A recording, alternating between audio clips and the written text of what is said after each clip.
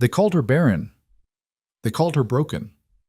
They said a woman who couldn't give life had no business taking up space among the living. And for years, Eliza Hartwell believed them. Then came the worst blizzard in 40 years, a boy buried alive in the snow, and a choice that would either kill her or prove every single one of them wrong. She chose to run into the storm anyway. If you want to know what real strength looks like, not the pretty kind, not the kind that makes for a clean story, stay with me. Drop your city in the comments so I can see how far this story travels. And if it moves you, hit like before we're done. This is her story, all of it. The thing about Dry Creek Crossing was that it never let you forget what you were. It was the kind of frontier settlement that existed because someone, somewhere, had been stubborn enough or desperate enough to drive a stake into hard ground and call it home. The town had grown up around that stubbornness. A trading post, a smithy, a church with a leaning steeple, 2 saloons that did better business than the church ever did, and a web of wooden storefronts strung along a single main street that turned to ankle-deep mud every time it rained. The mountains loomed over all of it from the west, close enough that on clear mornings you could see the snow line on the peaks, sharp and white against the gray sky, like the edge of something that had no interest in human concerns. The people of Dry Creek Crossing were practical people. They valued what was useful. A good mule, a roof that didn't leak, a woman who could cook, sew, bear children, and manage a household without complaint. These were the currencies of life on the frontier, and everyone knew their exchange rates. Eliza Hartwell knew hers better than most. She was 31 years old, though most people who saw her guessed higher. Not because she was ugly, she wasn't, but because she moved like someone who had spent a long time carrying weight that wasn't evenly distributed. There was a set to her jaw, a particular way she held her shoulders, that spoke less of grace and more of bracing. Her hair was the color of dark honey when it caught the light, but it was almost always pulled back tight and covered under a work kerchief, so few people bothered to notice. Her hands were rough from work she shouldn't have been doing, and her boots were resoled so many times the leather on the tops had started to separate at the stitching near the toe. She had been married once. Robert Hartwell, who had seemed like a steady man when she married him at 19 and proved to be considerably less steady as the years wore on. He had worked sometimes, drank more than sometimes, and carried the specific cruelty of a man who believes his own misery is someone else's fault. When he died of a fever 6 years after their wedding, a fever he'd caught because he slept in a ditch after a night of drinking, the general consensus in Dry Creek Crossing was that Eliza was lucky to be rid of him. What nobody talked about, not directly, was the other thing. The thing that had defined her marriage in everyone's eyes before her husband's drinking had become too visible to ignore. No children. 6 years of marriage and no children. In Dry Creek Crossing in 1878, this was not simply a private grief. It was a public statement about a woman's worth. The women whispered about it over their mending circles. The men talked about it in plainer terms at the saloon. There was a woman named Agnes Pryor who had appointed herself the keeper of everyone's business, and Agnes had made it her personal mission to ensure that Eliza's particular failure was never entirely forgotten by anyone who might otherwise have been inclined to mind their own affairs. "It's a shame, really," Agnes would say, with the particular tone of someone who does not find it a shame at all. A woman who can't fulfill her purpose. What is there left for her? What there was left for Eliza was work. Hard work. The kind that other women wouldn't take and men didn't want. Hauling water from the creek in the pre-dawn dark for the laundry operations of the 2 boarding houses, splitting kindling behind the saloon for a few coins, and whatever food scraps they were willing to part with, taking in sewing until her fingers bled, scrubbing floors on her hands and knees for the mercantile owner's wife, who paid her in goods rather than money, and always found something to complain about regardless. She had a room above the saddler's shop, barely a room. More of a large closet with a window that didn't quite close all the way, so in November she stuffed rags along the sill to keep the wind out and slept in her coat when the temperature dropped below a certain point. She had a narrow bed, a stove that drew poorly, a 3-legged stool, and a wooden crate she used as a table. On the wall she had hung a small piece of embroidery, flowers stitched in colors that were faded now, that had belonged to her mother. She did not think of herself as a person to be pitied. She had made that decision deliberately, some years ago, and she stuck to it with the same grim persistence she applied to everything else. Self-pity was expensive. She couldn't afford it. What she could afford was not much, but she managed it carefully. The first week of November came in hard that year, with a cold that had teeth in it even before the calendar said it should. The mountains had been wearing snow since mid-October, and the old-timers in town were shaking their heads and saying things like, "She's gonna be a bad one," and "I ain't seen a sky that color in 20 years." The creek that gave the settlement its name had dropped to a thin, ice-edged trickle along the center of its bed. Eliza was hauling a load of firewood from behind the mercantile. She'd negotiated 2 days' worth of groceries in exchange for stacking the new delivery. When she heard the commotion on Main Street, she straightened up, pressing one hand to the small of her back for a moment, and looked around the corner of the building. The horse was the first thing she noticed. A big animal, a dark bay with a white blaze, built more for endurance than speed, with the kind of deep chest and heavy neck you saw on horses that worked in serious country. It was loaded, saddlebags, a pack tied to the rear, several bundles that appeared to be children's belongings, and it stood with the patience of a creature that had seen many miles and expected to see many more. The man leading it was the second thing she noticed, and he was harder to look away from. He was enormous, not in the soft way of a man who ate well, but in the way of someone who had been built up over years of work that most men would have quit. 6'4", maybe more, with shoulders that strained the seams of a heavy coat that had been patched and repatched in several places. His beard was thick and dark, threaded through with the first gray, and his face was the face of a man who spent the majority of his time outdoors, burned brown and weathered in a way that made his age hard to read. He could have been anywhere from 35 to 50. His eyes, when he turned them toward something, were the particular pale gray of mountain sky before snow. He was arguing with someone, or trying to. Several of the town's women had gathered near the general store, and he was standing in front of them with his hat in his hands, which seemed like a significant concession for a man his size.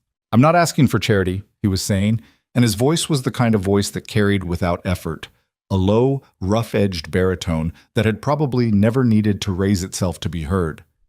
"I'm offering a real arrangement, a woman who needs a home. I've got a home that needs a woman. It's practical." Practical. That was Miriam Oakes, the pastor's wife, speaking in the tone she usually reserved for things she had already decided were sinful. "Mr. Thorne, you're asking a respectable woman to go up into the mountains alone with a man she doesn't know, to live in some cabin, and raise someone else's children in winter. I know what I'm asking." "Then you understand why the answer is no." Eliza looked at the children then, because she had been avoiding looking at them. There were 5 of them clustered near the horse, ranging in age from what looked like about 4 to somewhere around 15 or 16. They were dressed for the cold, but not well enough. The younger ones had coats that looked a size too small, and the littlest one, a girl with her hair done in lopsided braids, was holding on to the stirrup leather with both hands like she was afraid of being swept away by something. They all had the same expression on their faces. Not crying. None of them were crying, which somehow made it worse. Just the blank, wary look of children who had been through something recently and were still deciding how much of the world to trust. Eliza had seen that look before. She'd worn it herself once, at a different point in her life. She went back to stacking the firewood, but she kept thinking about the children's faces. She learned the details and pieces over the following hour, the way you learned everything in Dry Creek Crossing. Fragments overheard in passing, comments delivered sidelong, Agnes Pryor holding court near the dry goods with a circle of women around her. Gideon Thorne, mountain trapper, worked the high country north of the settlement, had a homestead up in the pines somewhere above the tree line that he'd built himself a decade ago. His wife, Catherine, had died in September. Fever, they said, though some said childbed fever, which would make sense with 5 children spread over a dozen years.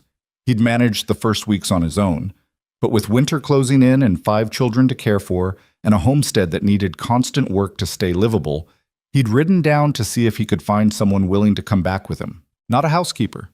He'd apparently been clear about that. A wife, or close enough to one. Someone who would commit to the winter, to the children, to the place. He was offering her own room, food, and a legitimate household arrangement, with the understanding that it would be in name only, a practical matter of survival rather than sentiment. Every woman he'd approached had said no. Agnes Pryor had apparently told him, with considerable relish, that any respectable woman could see the situation for what it was, which was unsuitable, and that he might do better looking somewhere else for the kind of woman who'd agree to something like that. The meaning was clear enough. He'd need a woman with nothing to lose. Eliza set down the last piece of firewood and looked at her hands for a long moment. The stitching on the right glove had given way at the thumb. She'd mended it 3 times already, and there wasn't much left to mend it with. She was thinking about the little girl with the lopsided braids. She told herself she wasn't going to do this. She had a room, she had work, ugly and exhausting as it was. She had a life, such as it was, that was hers, predictable in its small miseries but stable in its way. She knew what to expect from it. Going up into the mountains with a stranger and 5 children she'd never met, before the worst winter the old-timers could remember, with supplies that were apparently dwindling and a cabin that was falling apart. She picked up her work apron, folded it over her arm, and walked around the corner onto Main Street. He was still there. Most of the women had dispersed. Agnes Pryor had apparently said everything she wanted to say and moved on to other business. But a couple of them were still nearby, watching. The man was standing by his horse with a stillness that looked like it had been hard-won, the kind of stillness that was really just controlled frustration. One of the children, the oldest boy, lean and dark-haired with his father's pale eyes, was standing close beside him, saying something in a low voice. The man shook his head once, slightly. Eliza walked up to him and stopped about 4 feet away. He turned to look at her, and she held his gaze, which wasn't always easy to do with someone that size. Up close, he was even larger than he'd appeared from a distance, and there was something in his face that was hard to read. Not unkind, but guarded in a way that suggested he'd been disappointed enough times that he wasn't planning to show anyone where his hopes were kept. "I heard you're looking for someone to come up to your homestead for the winter," she said. His eyes moved over her in assessment, the way you'd look at a horse or a tool. Not insulting, just evaluative. "That's right. I'm Eliza Hartwell. I've been in Dry Creek Crossing for 6 years.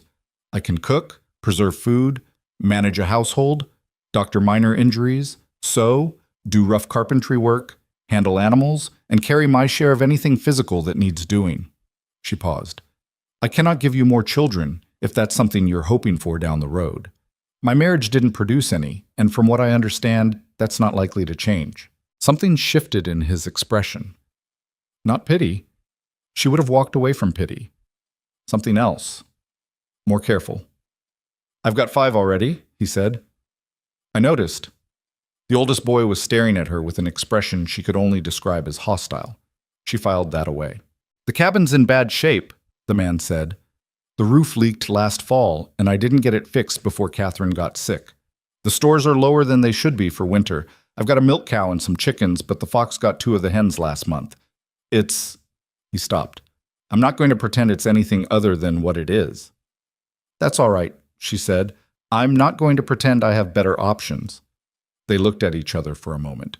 "The arrangement," he said, "is in name only. You'd have your own space. That's not what this is." "I understand." Another pause. Somewhere nearby, one of the younger children made a small sound, and the littlest one, the girl with the braids, had moved to press herself against the older boy's side, watching Eliza with dark, serious eyes.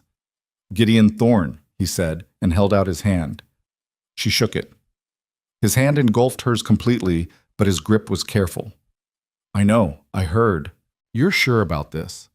She thought about her room with the rag-stuffed window. She thought about Agnes Pryor's voice.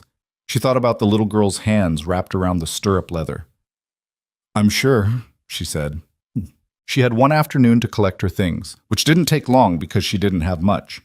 She settled her account with the saddler. She was 2 weeks ahead on the rent, which she forfeited rather than try to collect, and packed everything she owned into a canvas bag that had belonged to Robert and a smaller leather satchel she'd bought secondhand. She went to the boarding house where she sometimes took meals when she could afford it, ate a bowl of stew, and sat for a while at the table thinking about what she was doing. The woman who ran the boarding house, a widow named Sal Deering who minded her business better than most, brought her a second cup of coffee without being asked and sat down across from her. "You're the one going up the mountain with Thorne," Sal said. It wasn't a question. "Yes." Sal wrapped both hands around her own cup and was quiet for a moment. "You know what they're saying." "I have a general idea." Agnes Pryor is telling anyone who'll listen that you're either desperate or immoral, and she hasn't decided which. Eliza looked into her coffee. Agnes Pryor has been deciding things about me for 6 years. She'll find something new to decide eventually. Sal was quiet again. Then, his wife was a good woman. I knew Catherine a little when they came down for supplies. She was the kind of woman who held things together by sheer will. 5 children and that place up in the mountains, and a husband who was gone trapping half the year. She paused. Those children are going to be a handful, the oldest one especially. The boy, Ethan. He was 14 when Catherine died, old enough to understand what was lost and too young to know how to carry it. Eliza nodded slowly. I'm not going up there to replace her.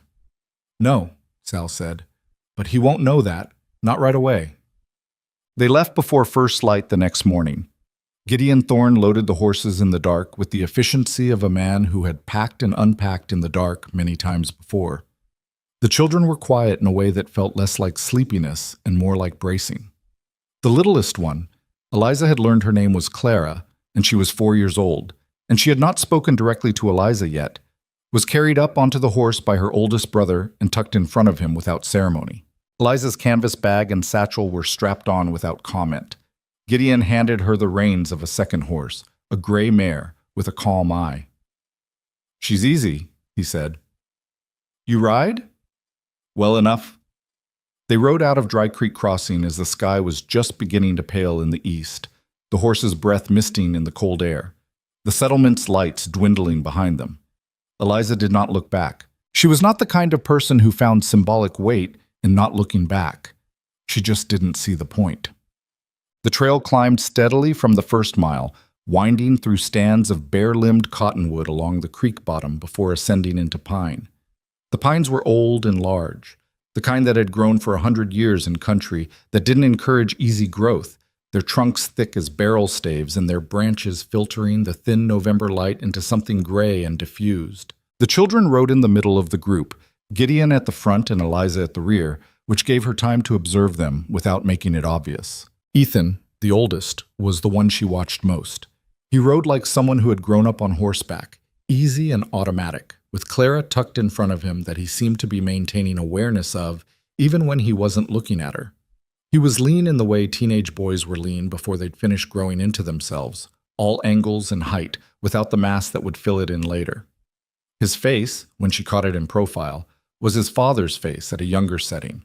The same jaw, the same set of the mouth, the same pale eyes. He had looked at her exactly once since they left town, directly, fully, long enough to let her know he'd taken her measure and reserved judgment, and not in a generous way. She could work with that. She had worked with worse. The other children, Margaret, who was 12, and who had her mother's look about her, or so Eliza guessed, since she'd never seen Catherine Thorne, careful and watchful, and already, at 12, carrying a quiet competence about her.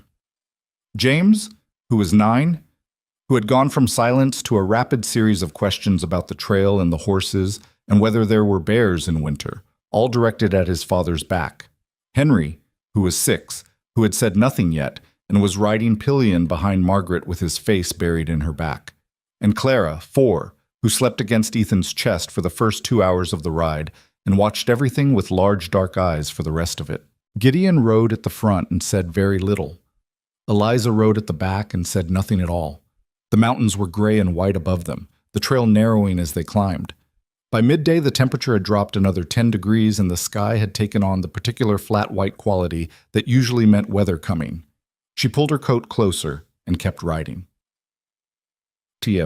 They reached the homestead at dusk, which arrived early this high up and this time of year. Her first sight of it was not encouraging. The cabin sat in a clearing at the edge of the tree line, backed against a rock face that served as a windbreak on the north side. Gideon had built it in a sensible location, she'd give him that. It was a substantial structure, larger than she'd expected, with a covered porch along the front and a second structure attached at the back that served as storage and animal shelter. But even in the failing light, she could see the problems. The roof on the left side of the main cabin sagged noticeably at one corner. Several of the porch boards were rotted through and had simply been left that way, leaving gaps you could put a foot through if you weren't paying attention. The door hung slightly off true, and when Gideon pushed it open, it stuck and he had to lean his shoulder into it. Inside was cold enough that their breath still showed. The main room was large. Fireplace on one wall, a rough table and chairs in the center, shelving and kitchen area along the back wall, a second door that led to the sleeping rooms.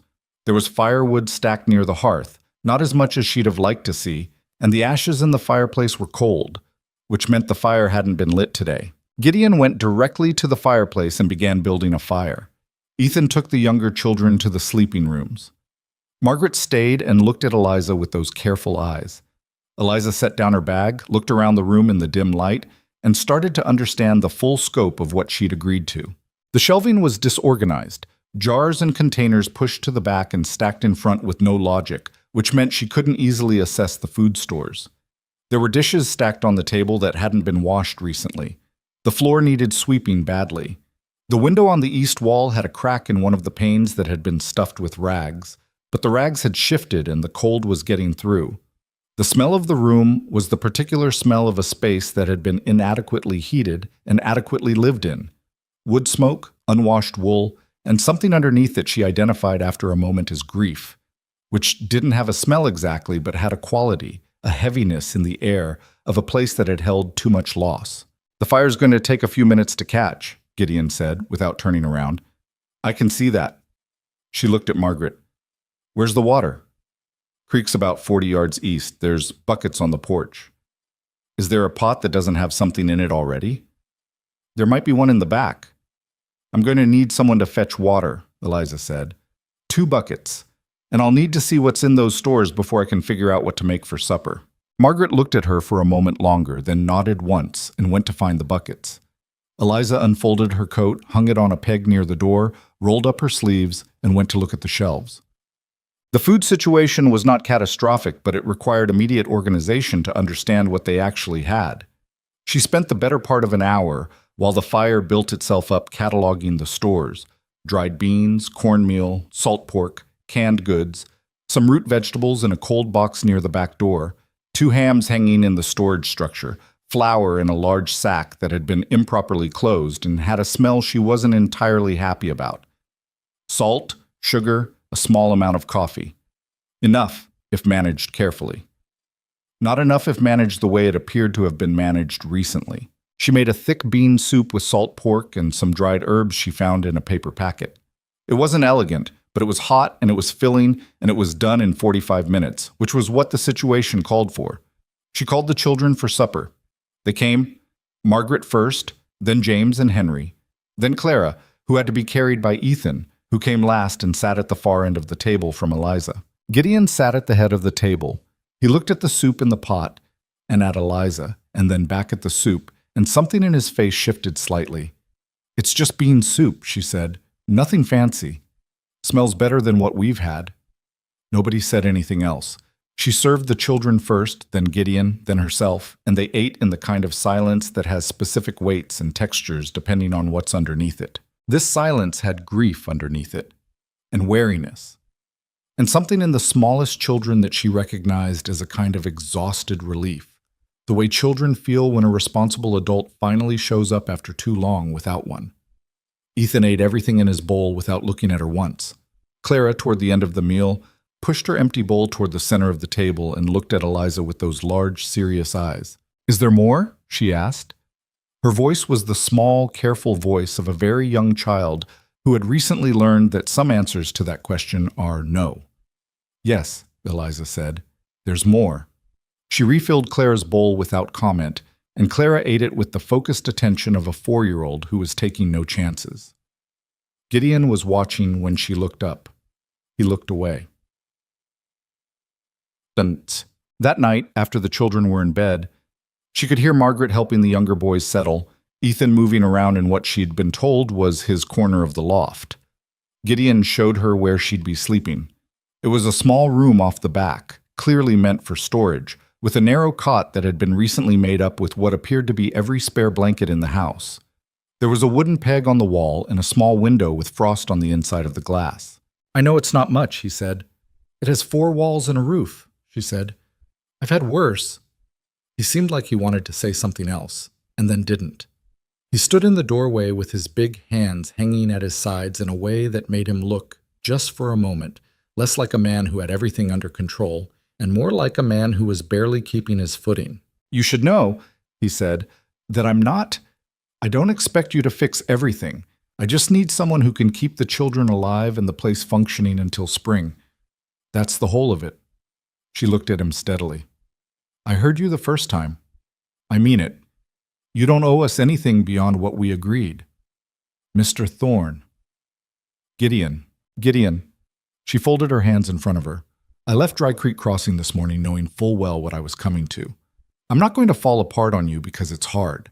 If I were the kind of person who fell apart when things got hard, I wouldn't have survived the last 6 years." She paused. "Go to bed. You look like you haven't slept properly in a week." He looked at her for a moment with an expression she couldn't entirely read. "Good night, Mrs. Hartwell," he said.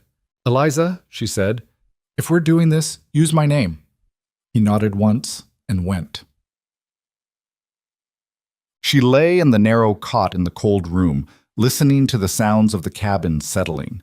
The creak of wood contracting in the cold, the occasional shift of something in the attached storage room, the wind beginning to move through the pine trees around the clearing. She was not afraid. She was tired and cold and aware, in a very concrete way, of the size of the task she'd taken on. But she was not afraid. She thought about the bean soup and the way Clara had asked for more in that careful voice, and the way Ethan hadn't looked at her once. She thought about the cracked window pane in the main room that needed fixing before it got any colder. She thought about the roof and the rotted porch boards and the improperly stored flour. She thought about 5 children who had been managing without a capable adult in the house for going on 2 months. She thought briefly about what she had left behind. She thought about Agnes Pryor saying, "What is there left for her?" Then she pulled the blankets up over her shoulders and went to sleep. There was work to do in the morning. The first week was as hard as she'd expected, and harder in a few specific ways she hadn't. The cold was the first thing. She had been cold before, in her room above the Saddlers, but that was town cold. Uncomfortable and persistent, but tempered by proximity to other buildings, other people, other heat sources. This was mountain cold, the kind that had no interest in concession. The temperature outside the cabin in the early morning, when she got up to rebuild the fire before anyone else was awake, was the kind of cold that hit your face like a flat hand and made you understand in a very physical way why people died in it. She got up first every morning and got the fire going, and she took that small victory and let it anchor the rest of the day. Ethan was the second thing. He didn't yell at her. He didn't say anything outwardly hostile, at least not at first. What he did was more effective and more exhausting. He simply treated her as though she was not the relevant authority in the room. When she asked him to do something, he would wait a beat, just long enough to make the point, before doing it, or he would do a lesser version of it, or he would go to his father and ask whether he needed to. When she organized the kitchen stores and put things in different places, she would come back to find them moved back, not to where they'd been exactly, but shifted enough to make the point. He was not careless about it. He was deliberate. A 14-year-old conducting a careful, cold campaign. She did not rise to it. She had made a decision not to make this a war, and she was keeping it, even when it was hard. On the 4th day, she found him in the main room at night, after the others were in bed, sitting at the table with a piece of paper in front of him and a pen in his hand, not writing, just sitting and staring at the paper in the firelight. She had come for a glass of water, she got it, and she would have gone back to her room, but something about the quality of his stillness made her hesitate. "What are you trying to write?" she asked. He looked up. The firelight made him look younger than he was, and angrier, and also, underneath the anger, something that she recognized as a wound that hadn't had enough time to close. "Nothing," he said. "All right." She turned to go. "It's a letter," he said, to her back. She turned around. "To her grave," he said, and his voice was flat, the way voices go flat when emotion is being held at hard pressure. "I know it's stupid. She can't read it, but He stopped. Eliza sat down at the table, not across from him. That would have been too direct, too confrontational. She sat at the corner, and she put her glass of water on the table and looked at the fire. "It's not stupid," she said. "You don't have to say that. I'm not saying it to make you feel better. I'm saying it because it's true." He was quiet for a moment. Then, "She used to do everything. She knew where everything was. She knew all of us, what we needed. She'd wake up in the night if one of us made a sound, even Henry, who barely makes any sound. His jaw tightened. And then she was sick, and then she was gone, and it was like the house forgot how to be a house. Eliza said nothing. This was not a moment for words. I don't want you here, he said. Not cruelly, just honestly. I know that probably doesn't make any difference. It makes some difference, she said.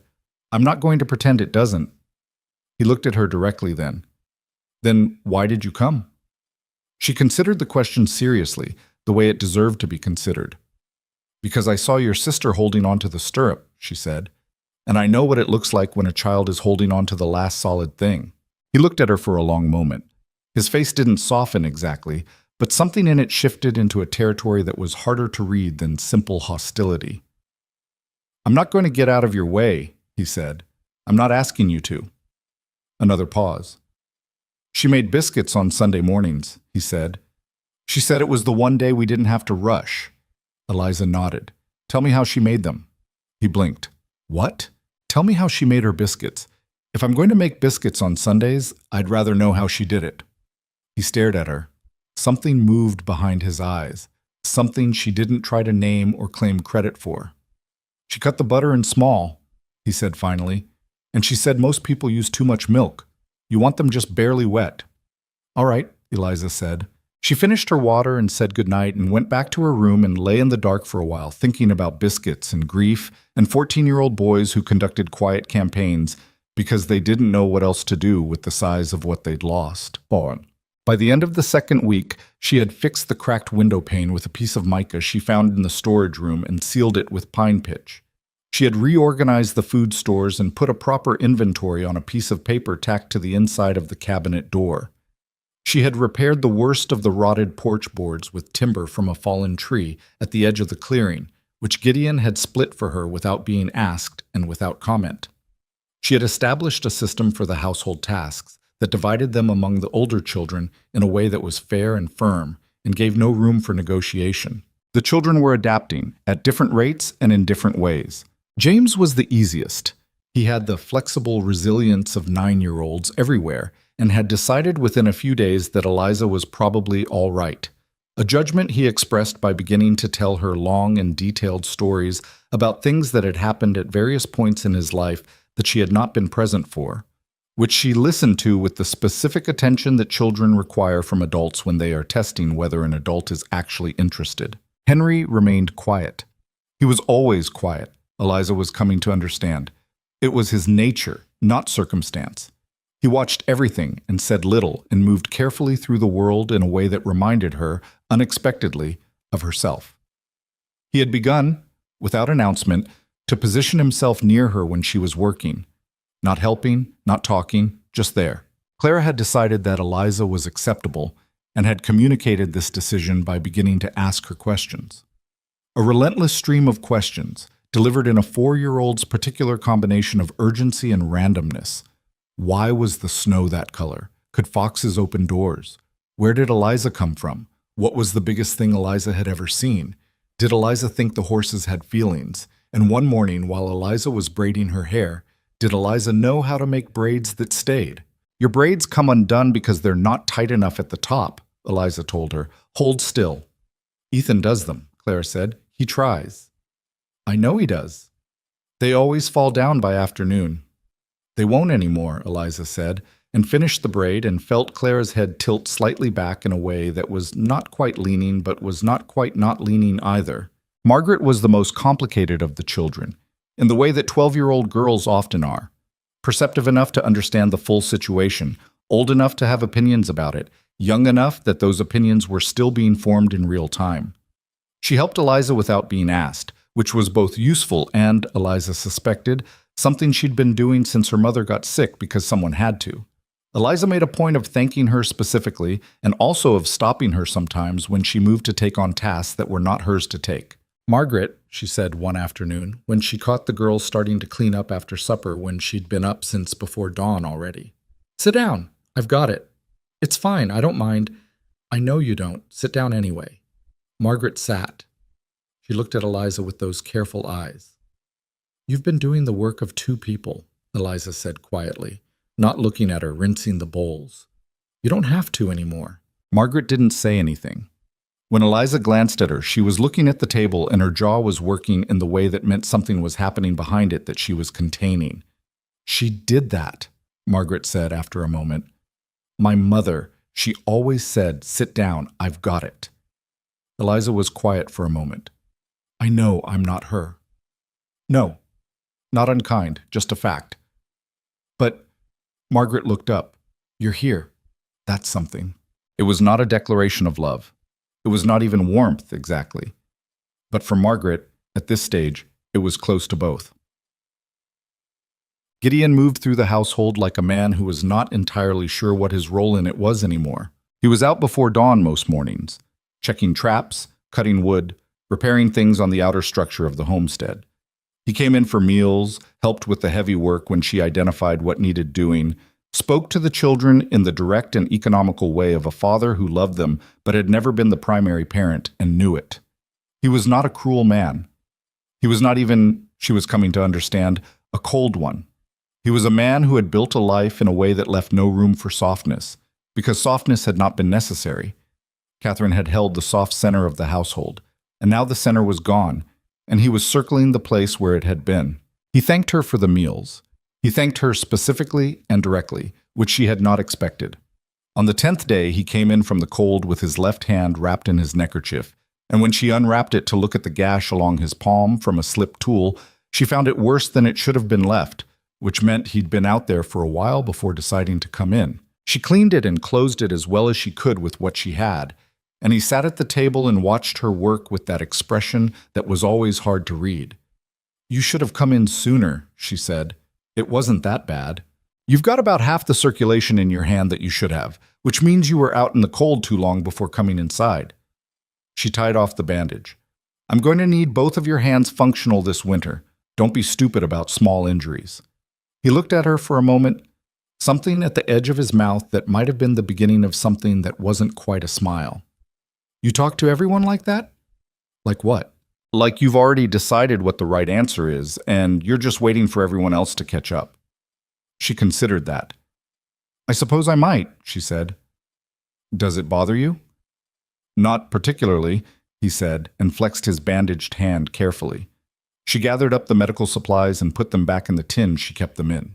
When she looked up, he was still looking at her. You're not what I expected, he said. What did you expect? He thought about it. I'm not sure. Someone more broken, maybe? The way everyone in town talked, I figured you were running out of options. I was running out of options, she said. That doesn't mean I'm broken. He was quiet. And you're not what I expected either, she said. So we're even. She put the tin back on the shelf and went to start supper. Outside, the wind had picked up, rattling the new pane in the east window. The fire snapped and settled. In the loft, she could hear James explaining something to Henry in the rapid, authoritative way of older brothers who have decided they know things. It was cold. The food stores required careful management. The roof still needed proper work before the heavy snow came. But the cabin was warm. And there were 5 children in it who had eaten supper tonight. It was enough for now. It was a great deal more than nothing. She began slicing the salt pork, and the smell of it hitting the pan joined the smell of wood smoke and pine, and outside the wind pressed against the walls of the cabin and found them solid. The 3rd week was when Ethan stopped being subtle about it. It started with the wood. Eliza had established a system, not a complicated one, just practical, where the older children rotated the morning task of bringing in wood from the covered pile on the north side of the cabin before the fire got too low. She had written it on a piece of paper and tacked it beside the food inventory inside the cabinet door. Margaret on Monday and Thursday, Ethan on Tuesday and Friday, James on Wednesday and Saturday, with Henry helping carry. It was fair, it was clear, and for 2 weeks it had worked without incident. On the Tuesday of the 3rd week, she came out of her room at 5 in the morning to find the fire burned down to coals and the wood box empty and Ethan still in the loft. She rebuilt the fire herself using the last 3 pieces of split wood from the box, and then she went outside in the dark and hauled in 2 armloads herself until the box was full. By the time she was back inside, her hands were stiff from the cold and she had pine bark down the front of her coat. She made the coffee. She started the oatmeal. She said nothing about the wood when Ethan came downstairs. He knew she'd noticed. She could tell by the slight stiffness in how he moved around the kitchen, the way he didn't quite look at the wood box. He poured himself coffee.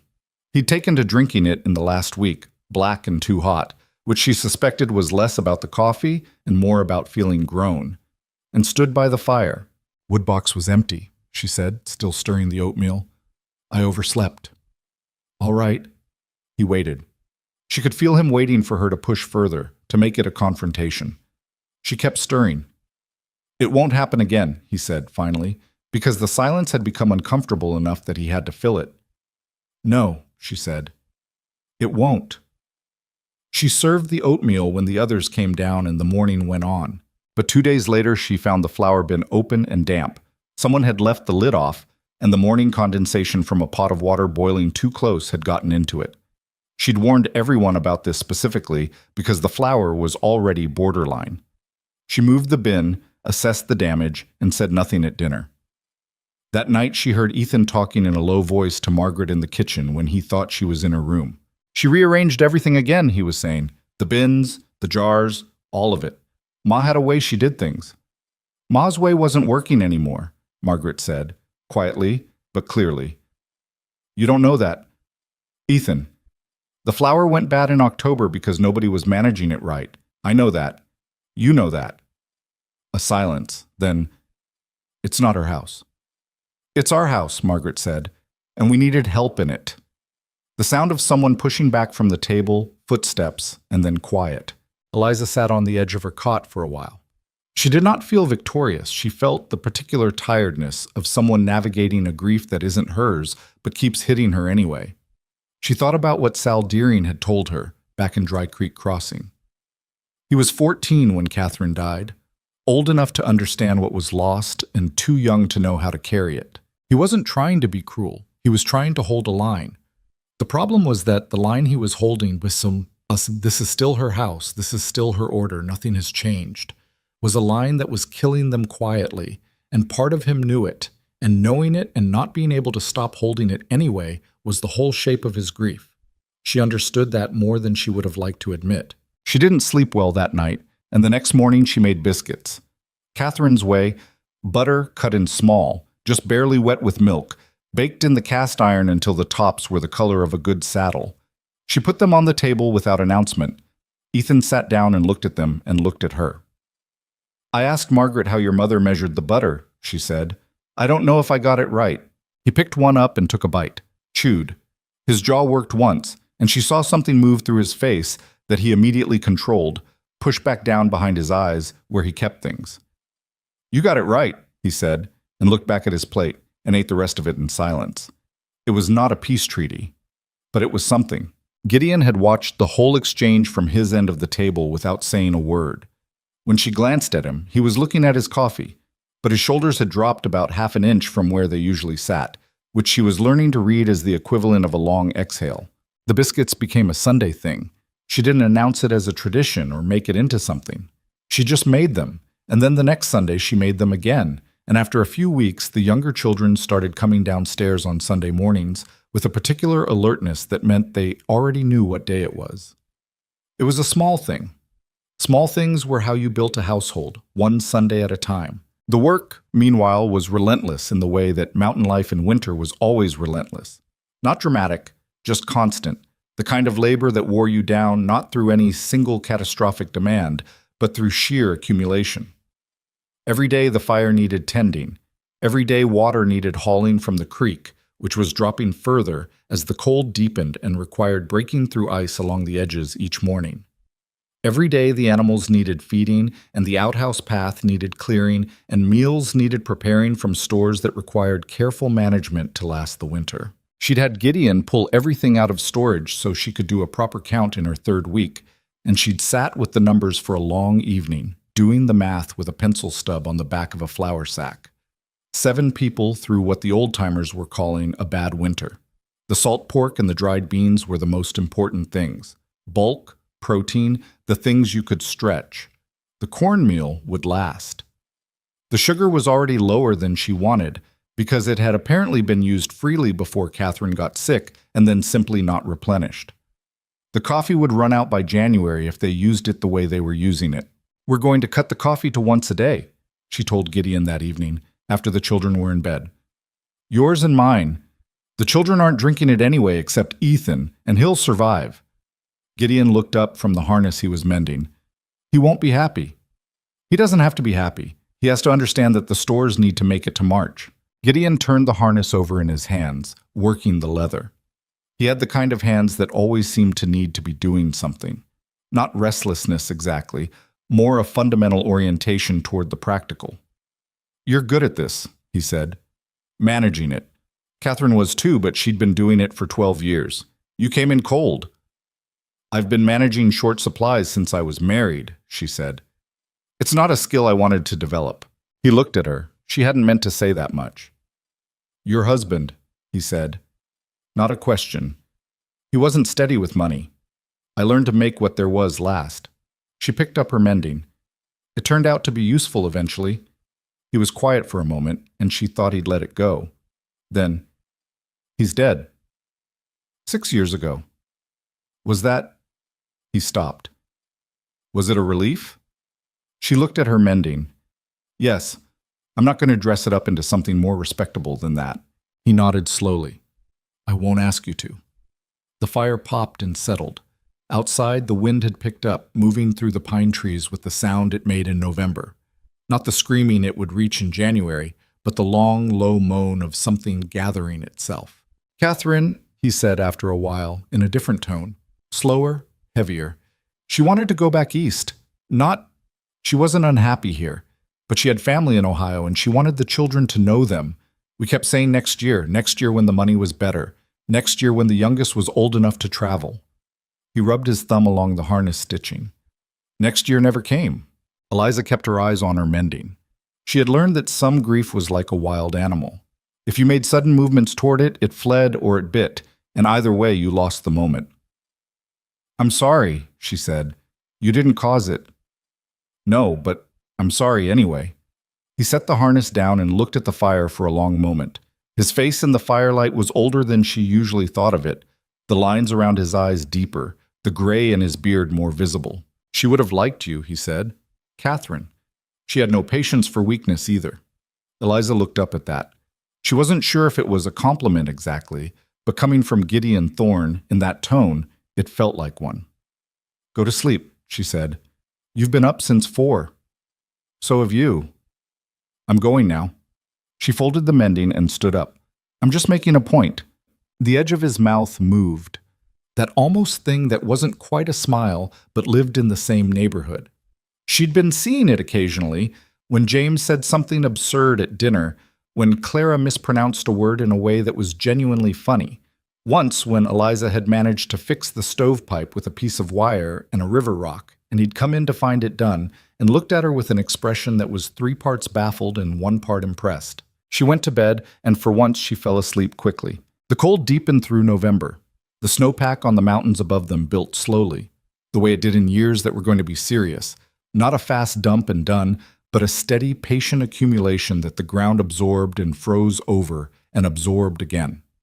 Gideon came in one evening and told her the creek was fully frozen over now, all the way across, which meant hauling water would require a chisel and more time, but it also meant the worst of the mud season was behind them. She reorganized the water hauling schedule accordingly. Henry came to find her one afternoon when she was working on the roof. Gideon had gotten up there with her on a rare clear day to fix the sagging corner, and she'd gone back up alone with a bucket of pitch and some shingles he'd split to seal the smaller gaps while she still could before the weather closed in entirely. She was working her way along the ridge when she heard Henry's voice from below, small and serious. "Eliza." She looked down. He was standing at the base of the ladder, looking up at her with his hands at his sides. "What is it?" "Clara's crying." She came down. Clara was crying because she'd gone out to check on the chickens alone and found one dead in the pen. A young one, not the cold, just the natural attrition of livestock, and had carried it back to the cabin and was sitting in the main room holding a dead hen and crying in the concentrated, soundless way of a child who has reached the bottom of something. Eliza sat down on the floor beside her, which she did carefully because her knees had gotten worse in the cold. She didn't try to take the hen away. "She was a young one," she said. Clara nodded, tears running down her face. "Did she have a name?" Clara looked up at her. "Margaret said we weren't supposed to name them." "What did you call her anyway?" A pause. "Brown." "That's a good name for a brown chicken." Clara's face crumpled again. "She wasn't sick. She was fine yesterday." "Sometimes that happens. It's not fair." "Why?" Eliza looked at the dead hen in the small girl's arms. The honest answer was that there was no reason, that things died without warning, and that was the truth of living with animals, and possibly the truth of living in general, and that fairness was a human concept that the world had no investment in honoring.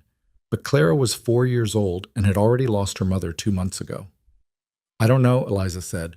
"I just know it's not." Clara leaned sideways and pressed her head against Eliza's arm, not quite leaning, the same half-committed thing she'd done while having her hair braided. Eliza put her arm around her and sat on the cold floor of the cabin and let the child cry until she was done. Henry, she noticed, had sat down on the other side of his sister at some point, quiet as always, and was also just there. When Clara was cried out, they buried the hen, Brown, under the snow at the edge of the clearing, with a small flat stone for a marker that James found and Henry carried, and Eliza placed while Clara said something to herself in a very small voice that Eliza didn't try to hear. That evening at dinner, James told a long and detailed story about a dog he'd once seen chase a bear, which had nothing to do with anything except that it made Clara laugh twice, and Eliza understood that James was doing it on purpose and felt something shift in her chest. Ethan watched all of this from his end of the table. He was watching her more now. Not with hostility exactly, more with the careful attention of someone updating a calculation. She could feel him adjusting his assessment the way you adjust your weight when the ground under you turns out to be different than you thought. She didn't push it. She just kept doing the work. The days shortened until they were barely days at all. Light arriving late and thin, gone again before supper, the darkness between long and complete and very cold. She found herself measuring time differently than she ever had in town, where the rhythms of commerce and society imposed their own structure. Up here, time moved in the rhythms of heat and cold, light and dark, full and empty. She woke when she needed to wake and slept when the work allowed it. She was carrying more weight in the household than she'd expected, but she'd expected a great deal, so perhaps that was fair.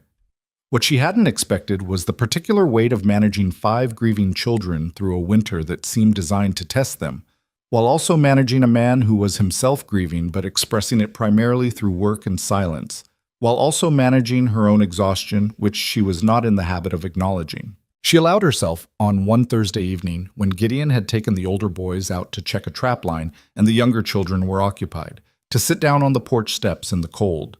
Just sit, not working, not planning, not managing anything. She wrapped her coat around herself and looked out at the clearing and the tree line and the mountains above, and she let herself be tired for about 15 minutes. The sky was the color it got in mid-December, a deep layered gray that had no softness in it, and the snow in the clearing was undisturbed and completely still, and the cold was absolute and clean in a way that town cold never was. She thought, sitting there, that she had not been still in this way since she'd arrived. She had been moving constantly, fixing, organizing, cooking, managing, mending, repairing. Moving because stopping meant thinking, and thinking meant feeling, and feeling meant what? Uncertainty, she supposed. The particular uncertainty of a woman who had made a large decision based on a moment of impulse while looking at a child holding onto a stirrup, and who did not entirely know yet whether she had done the right thing or simply exchanged one kind of survival for another. But then the door opened behind her and Margaret came out and sat down beside her without being invited, close enough that their shoulders almost touched, and looked out at the same clearing with the same gray sky above it. "It's cold," Margaret said. "Yes." "Henry's teaching Clara to play cards. James keeps cheating and they keep catching him." "That sounds right." A pause. Margaret pulled her coat tighter. "Can I ask you something?" "You can ask." "Do you miss it? Town, I mean." Eliza thought about it honestly. She thought about the room above the saddlers with the rag-stuffed window. She thought about hauling water for the boarding houses before dawn. She thought about Agnes Pryor's voice. "No," she said. "Not yet. Margaret nodded slowly. My mother never went back once she came up here. She said she didn't miss it either. She picked at a loose thread on her coat sleeve. I used to wonder if she meant it or if she was just saying it because we were here. What do you think? I think she meant it. Margaret looked out at the tree line. I think she liked having something to hold together. She was that kind of person. Eliza said nothing. You're that kind of person too, Margaret said. Not warmly, not coldly, just as a fact, offered plainly. The cold had started to work its way through Eliza's coat, and she knew she needed to go back inside. But she stayed another few minutes, sitting beside the 12-year-old girl in the gray December light, and something she hadn't named yet settled a little further into place. Inside, someone, James, she was almost certain, said something that made Clara shriek with laughter, the pure, unguarded kind that children produced when they'd forgotten for a moment to be careful. Margaret stood up and brushed the snow off her coat. I'll start the water for supper, she said. No, Eliza said, standing too. I'll start it. Go back in and make sure James isn't actually cheating. He is definitely actually cheating. Then catch him properly. That's an education too. Margaret went in, and Eliza followed, and the door shut behind them on the cold and the gray sky and the completely still snow, and the cabin was warm and loud with children, and for the first time since she'd arrived, she didn't immediately start calculating the next task. She just stood inside the door for a moment and listened to Clara laughing. Then she went to start the water. Outside, past the tree line, the mountain held its snow in silence, and the sky kept darkening toward the particular heavy gray of a system building far to the north, the kind of gray that meant something was coming that had not yet decided how serious to be. But that was later. That was still weeks away. For now, the fire was going. The children were fed. The stores would last. The roof held. It was not peace, exactly. The house still had its grief in it, still had Ethan's careful silences and Henry's watchful quiet, and the particular absence that lived in the corner where Catherine's things had been. Those things didn't go away because a woman from Dry Creek Crossing was managing the food inventory and fixing roof shingles and making Sunday biscuits. But the chaos had order in it now. The cold had been answered. The children had been held one way or another on the days they needed holding. That was what she had come to do. And somewhere in the middle of doing it, without intending to and without noticing the exact moment it happened, she had stopped thinking of it as a bargain she'd struck and started thinking of it as hers. Christmas came and went quietly. She had not expected to mark it at all. It seemed presumptuous, somehow, to impose celebration on a household still wearing its grief. But Margaret had mentioned it the week before in a voice carefully stripped of expectation, the voice of a child who had learned not to ask for things directly. And so Eliza had thought about it and decided that a household with 4 children under 12 could not simply let December 25th pass like any other Tuesday. She didn't have money for gifts. That wasn't the point anyway. She spent 3 evenings after the children were in bed making small things from what was available. A rag doll for Clara, stitched together from scraps of worn-out clothing, with button eyes she'd salvaged from a coat of Robert's that she'd brought in her satchel and never found another use for. A carved wooden horse for Henry, which Gideon had actually made at her request without asking why, working at the table after supper with a small knife and a piece of pine until the shape emerged. She wrote out a set of card game rules for James on a piece of paper. Real rules, including the proper way to cheat and the proper way to catch someone cheating, which she presented as a legitimate educational document. For Margaret, she hemmed a length of blue wool she'd found in the storage room, Catherine's fabric that had never been made into anything, into a proper shawl. For Ethan, she thought longest. He was 15 nearly, and the things that mattered to him were not small things she could manufacture from scraps. She finally wrote out on 2 pieces of paper everything she knew about the mountain trap lines. The ones Gideon had shown her on a rough map, the terrain, the seasonal behavior of the animals, the tricks of reading snow and track. She had been paying attention since she arrived, cataloging what Gideon said and what she observed herself, and it amounted to more than she'd realized. She folded the papers and tied them with a piece of twine. He looked at them for a long time without speaking. Then he looked at her. "You've been learning the lines," he said. "I pay attention. My father doesn't give this out to people." "I know.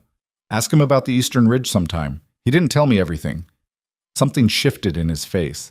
Not warmth exactly, but the door that had been firmly shut swung open about an inch, and light came through the gap. He folded the papers carefully and put them in his coat pocket. "Thank you," he said. The words came out slightly stiff, like a muscle he hadn't used in a while, but they came out. She nodded and moved on because making it into a moment would have ruined it.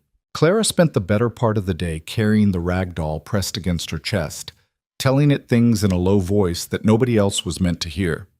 James studied his card rules with the focused intensity of a child discovering a new system. Henry put the carved horse on the windowsill of the room he shared with James, in the exact spot where the winter light hit in the afternoon, and left it there. Gideon gave her nothing, which she hadn't expected him to, but at the end of the day he came and stood beside her while she was washing up the dishes and said without preamble, "What you did for them today mattered," and then went back to his chair.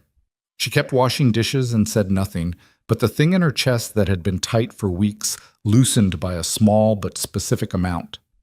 January arrived like a door slamming shut.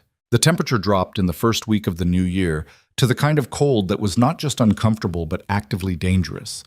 The kind where exposed skin went numb in minutes and where a wrong decision outdoors could turn from mistake into catastrophe faster than you could correct it. Gideon had built up the firewood supply through December, making trip after trip to the trees at the edge of the clearing with the big axe, and the covered pile on the north side of the cabin was stacked as high as the overhang allowed.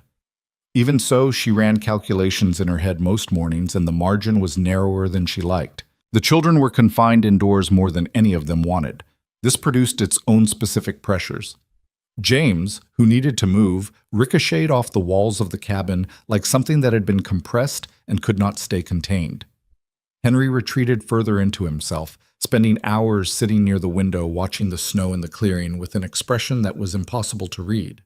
Clara developed a cough that turned Eliza's stomach cold with worry until it resolved on its own after 4 days, leaving everyone slightly frayed. Margaret took on extra reading with the younger ones, using a worn primer she'd found in a trunk, and showed a patience that Eliza suspected came from Catherine and was both admirable and faintly heartbreaking to observe. Ethan was better than he'd been. Not good, not easy, but better.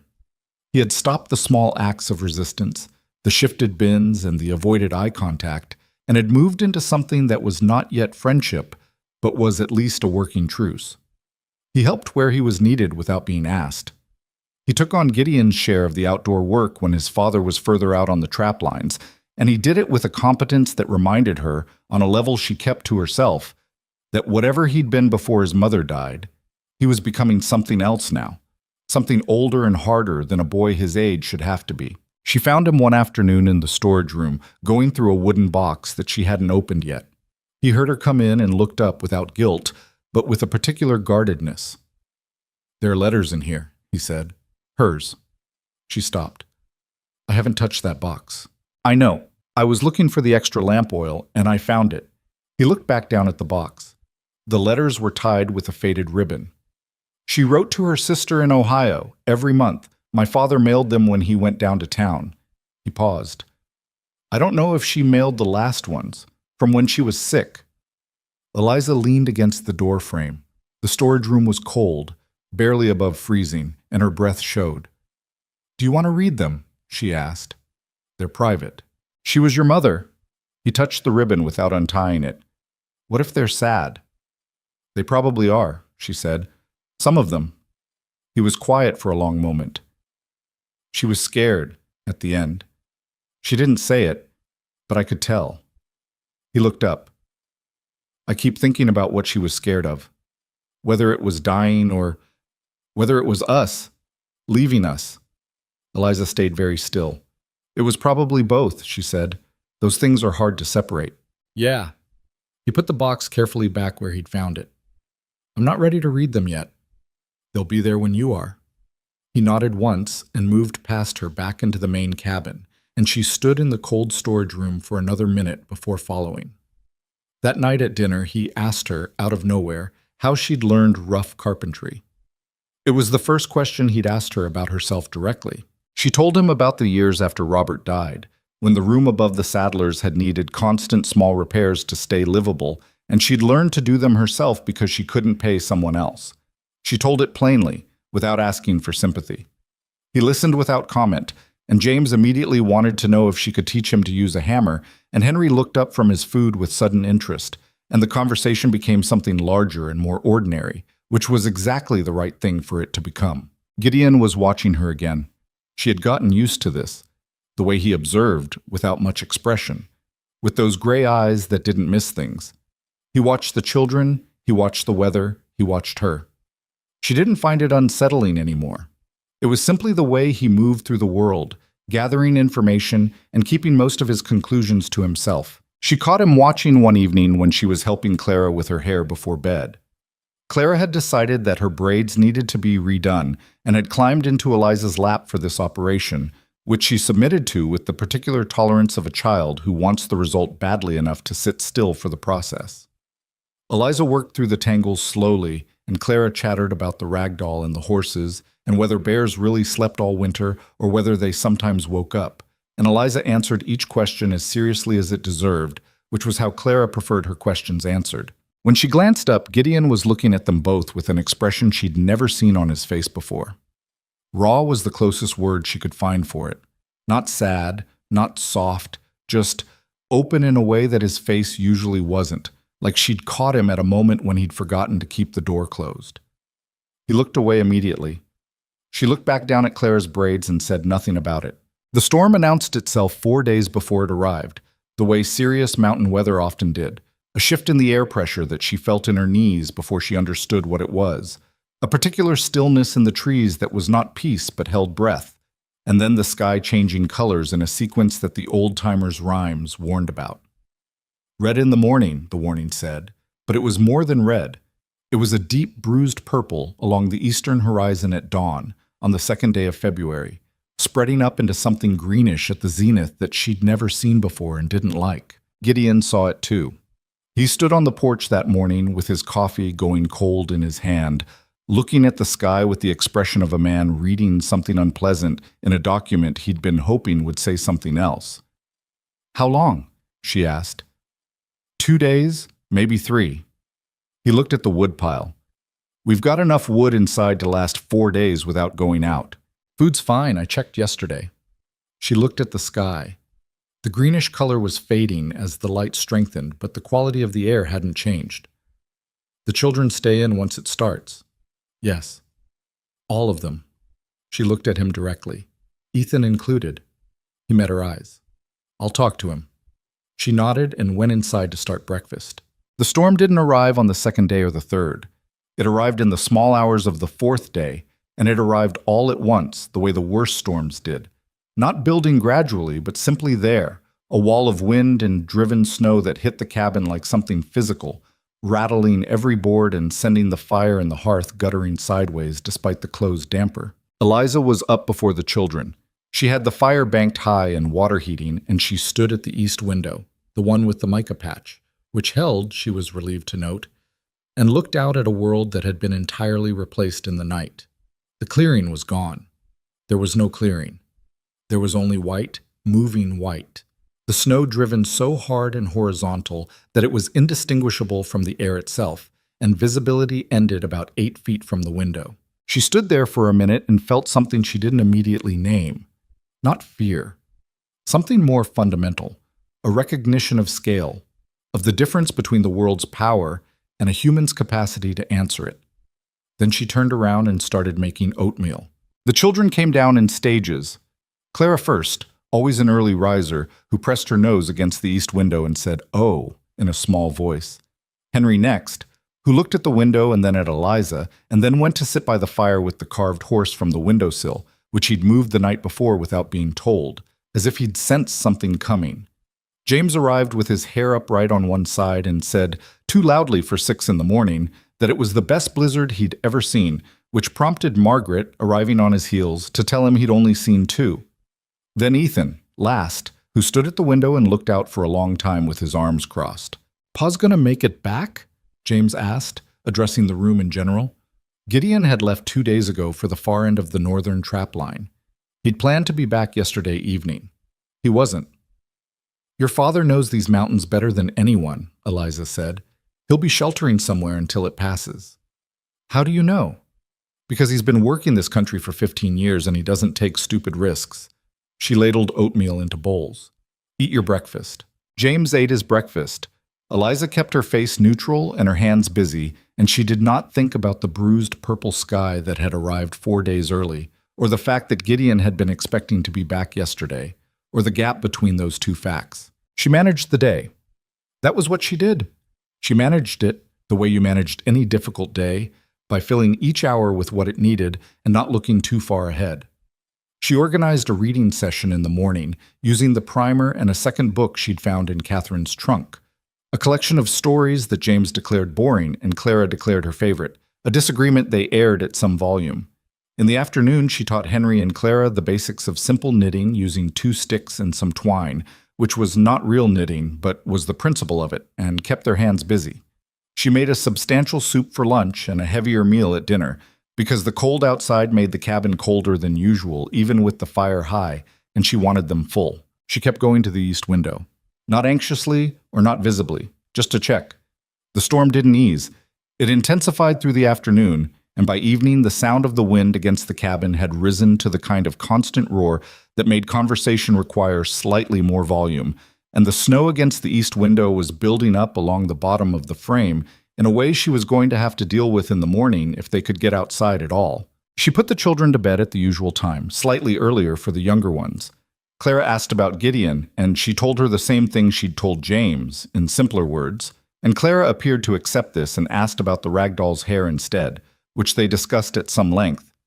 She was sitting at the table with the lamp and her mending, the same interminable round of mending that never seemed to diminish, socks and coat elbows and trouser knees, when she heard it, a sound. Not the cabin, not the wind, something that had a different quality.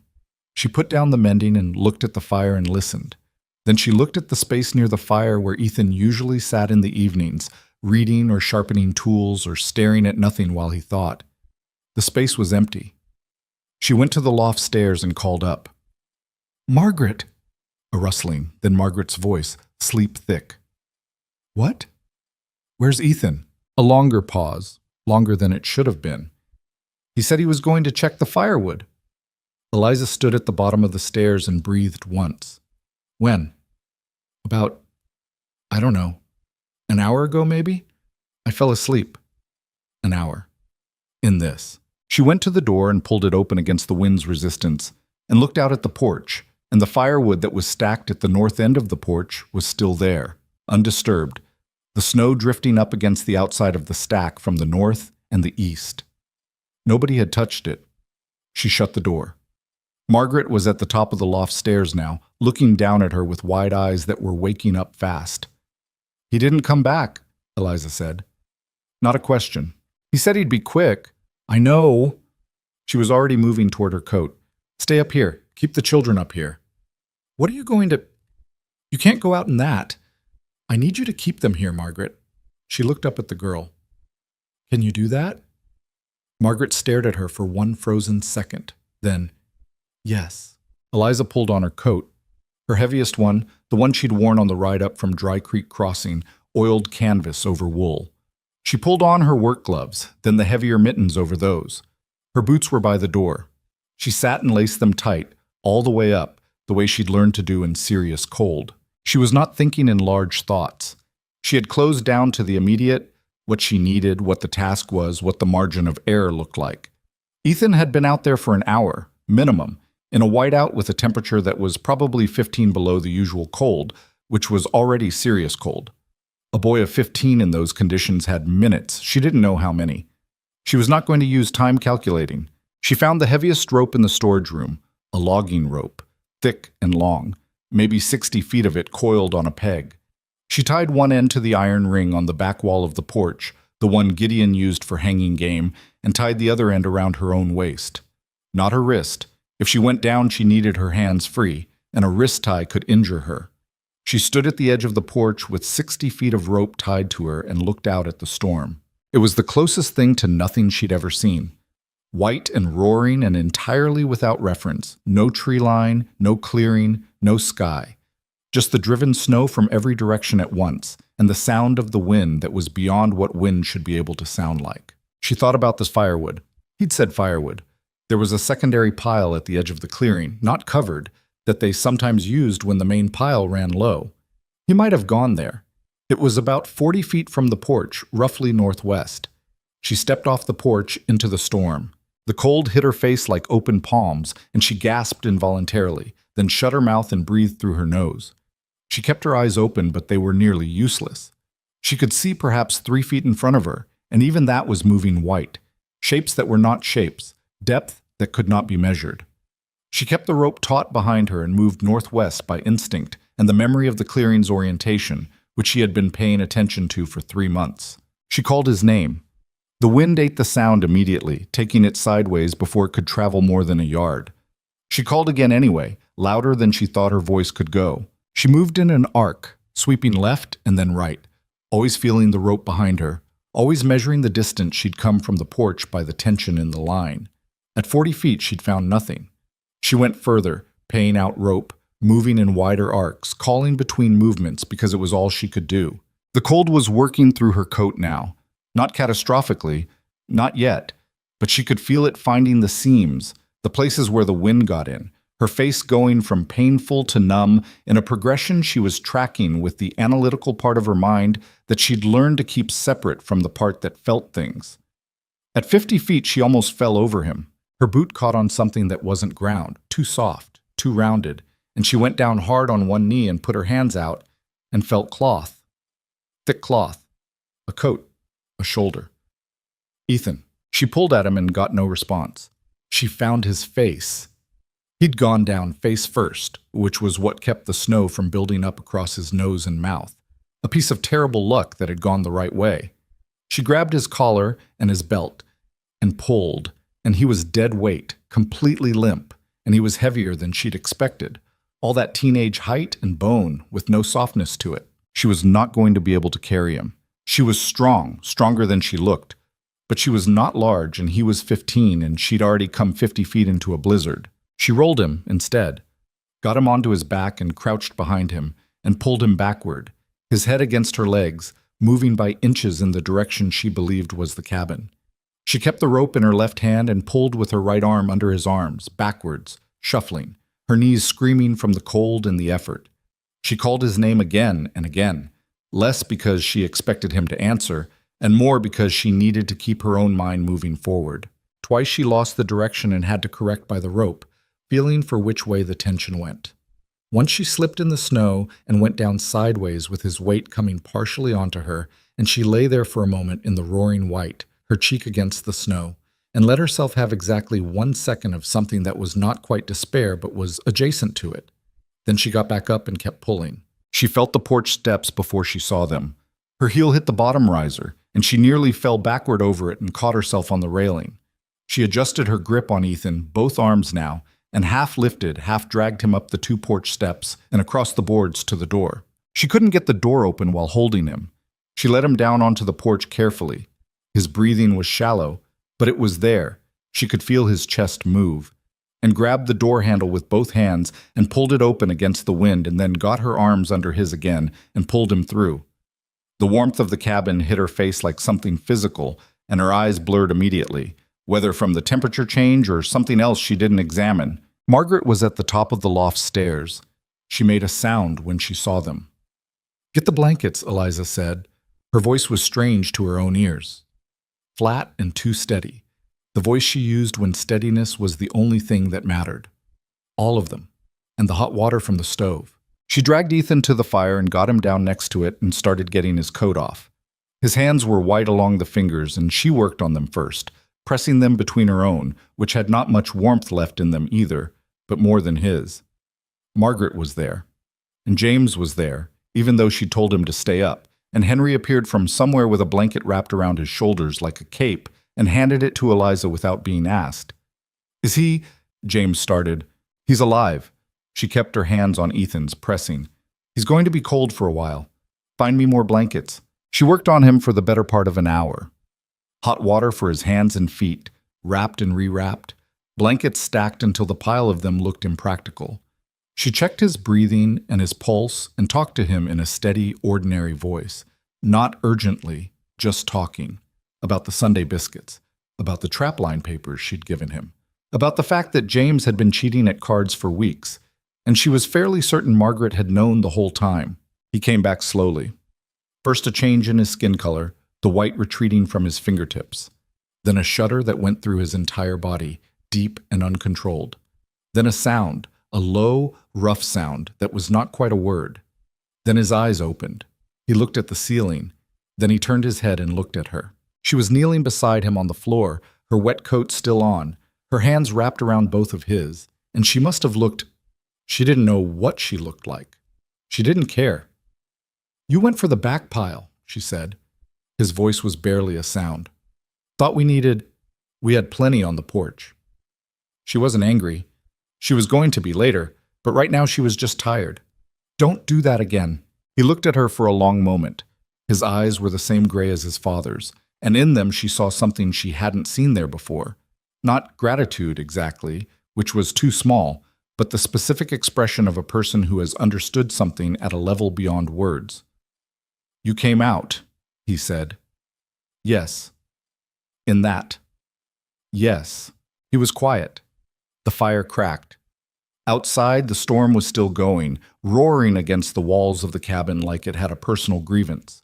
But in here it was warm, and the blankets were stacked, and all 5 children were accounted for. Clara had come down at some point during all of this and had worked her way under one side of the blanket stack and was pressed against Ethan's side, her rag doll gripped in both hands, her eyes very large and very still. Ethan looked down at her, and then something happened to his face.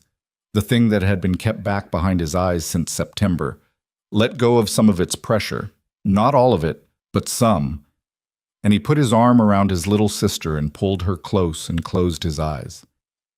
Margaret sat down against the wall near the fire with her knees up. James sat beside her.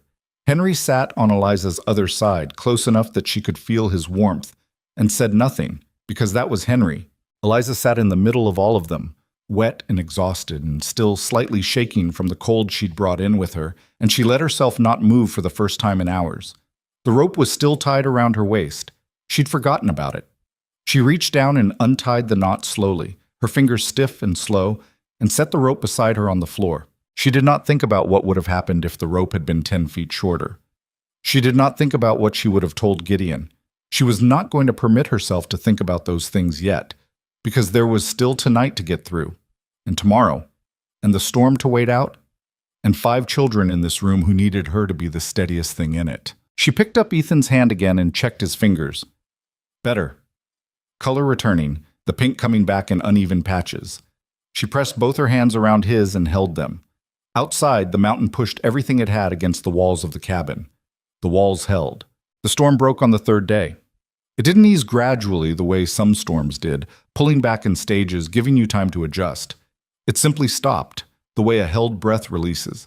1 hour the wind was still hammering the north wall hard enough to vibrate the iron hooks on their pegs, and the next hour it was gone. And what was left was a silence so complete it had weight and texture. The kind of silence that rang in your ears after 3 days of roaring. Eliza stood on the porch in the early morning and looked out at what the storm had left behind. The clearing was unrecognizable. The snow was chest-high against the north wall of the cabin where the drifts had built, and in the open areas it lay in sculpted formations that had the look of something that had taken much longer to make than 3 days. Smooth curves and sharp-edged ridges and hollows that caught the morning light at angles that made them look almost deliberate. The tree line was still there, which she'd been half afraid to check. The big pines standing under their loads of snow with the indifferent patience of things that had been through this before. The sky was the hard, clear blue that came after serious weather, the kind of blue that had no warmth in it but was beautiful anyway. She stood with her coffee and looked at it and thought about Gideon. He had not come back. She had been keeping that thought in a specific compartment since the storm started, acknowledging it, not ignoring it, but not allowing it to expand and take up space she needed for other things. Now, in the silence and the clear, cold morning, she let herself think it fully. He'd been out 2 days before the storm hit. He knew the mountains, he knew the weather, he would have found shelter, a trapper's lean-to, a rock overhang, somewhere he could ride it out. These were facts. He was experienced and he was careful, and he had 15 years of reading this country.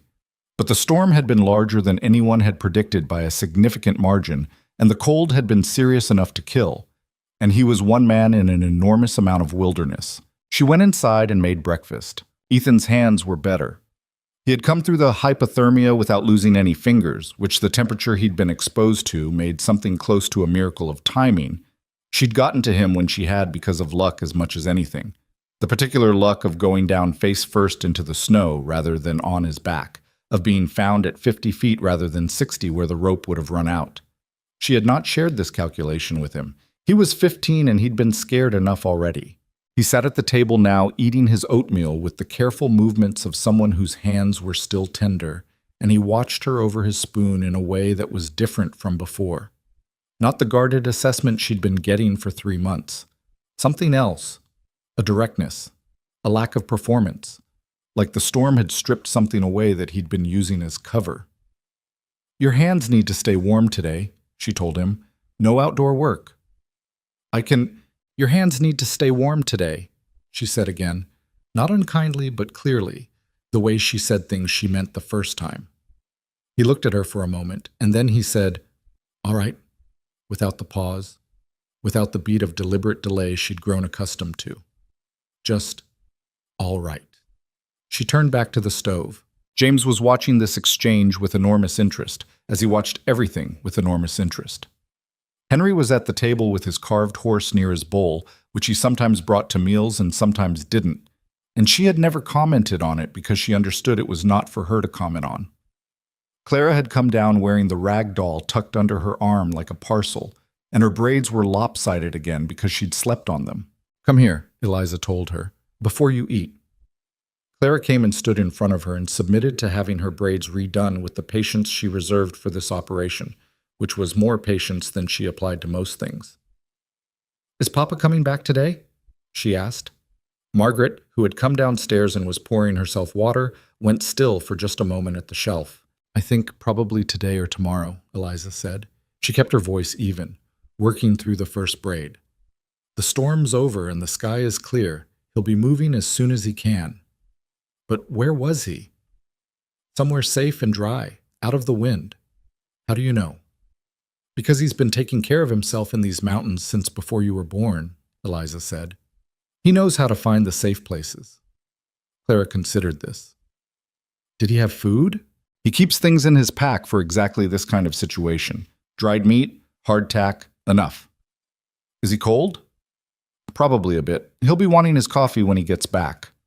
Clara seemed to find this satisfactory. She accepted the completed braids with a small nod of evaluation and went to her bowl. Eliza kept her face turned toward the stove. The morning was occupied with the aftermath of the storm. She sent James and Margaret to dig out the chicken pen, which had drifted in badly enough that the birds had been unable to get to their water, and she went with them because the drift was up to her waist, and the children couldn't manage it alone. Ethan stayed inside with Henry and Clara, and when she came back inside, stamping snow off her boots an hour later, she found that he had, one-handed, in deference to his sore hands, managed to patch the gap in the sleeping room door that had been letting cold through all winter. He'd used a strip of leather and some tacks that she'd been meaning to apply herself for weeks. He was putting the tack hammer away when she came in, and he looked at her with a slight defensiveness that suggested he'd expected a lecture about using his hands. She looked at the door. The patch was crooked, but it was solid. "That'll help," she said. "It was bothering me," he said. "Me too." He put the hammer away without further comment and went to help Henry, who had spread a map out on the table, Gideon's rough map of the trap lines, and was studying it with the focused attention he usually reserved for his carved horse. She stood in the doorway of the storage room for a moment, watching all of them, and felt something she hadn't felt in a long time, something that she had stopped expecting to feel and so had stopped looking for, the way you stop looking for things you've accepted are gone. She heard the horse before she saw it. A sound from outside, a muffled crunch of hooves in deep snow, and then the dark bay's blaze appearing at the tree line with Gideon on his back, moving slowly, the horse's legs working through the deep drifts with visible effort. Even from inside, she could see that the horse was tired, and that Gideon was riding with a stillness that meant he'd been cold for a long time and had gone past shivering into conservation. The children heard it too. James was off his stool and at the door before she could say anything, and then it was all of them. Clara dropping her rag doll, Henry leaving the map, Margaret appearing from the sleeping room, piling out onto the porch in various states of coat buttoning. She stayed inside for a moment, watching through the east window. She watched Gideon pull the horse up at the edge of the cleared area and look at the cabin, and she watched him take in the porch full of children, and she watched something in his face change. The particular collapse of a face that has been held under control for too long and finally receives permission to let go. He got off the horse carefully, which told her he was stiffer than he was letting on, and the children came down off the porch into the snow to meet him. And Clara got there first because Clara always got where she was going first, regardless of obstacles, and launched herself at him with the faith of a 4-year-old who has never once doubted she would be caught. He caught her. He held her against his chest with one arm, and the other children arranged themselves around him, and he stood in the snow in front of his cabin and held them, all of them, without saying anything for a long moment. Then he looked up and found Eliza in the east window. She turned away and put the coffee on. He came inside a few minutes later, after seeing to the horse, the children trailing him like a tide, all of them talking at once. James with the detailed account of the storm as witnessed from the loft. Clara with an update on the ragdoll's activities during the blizzard.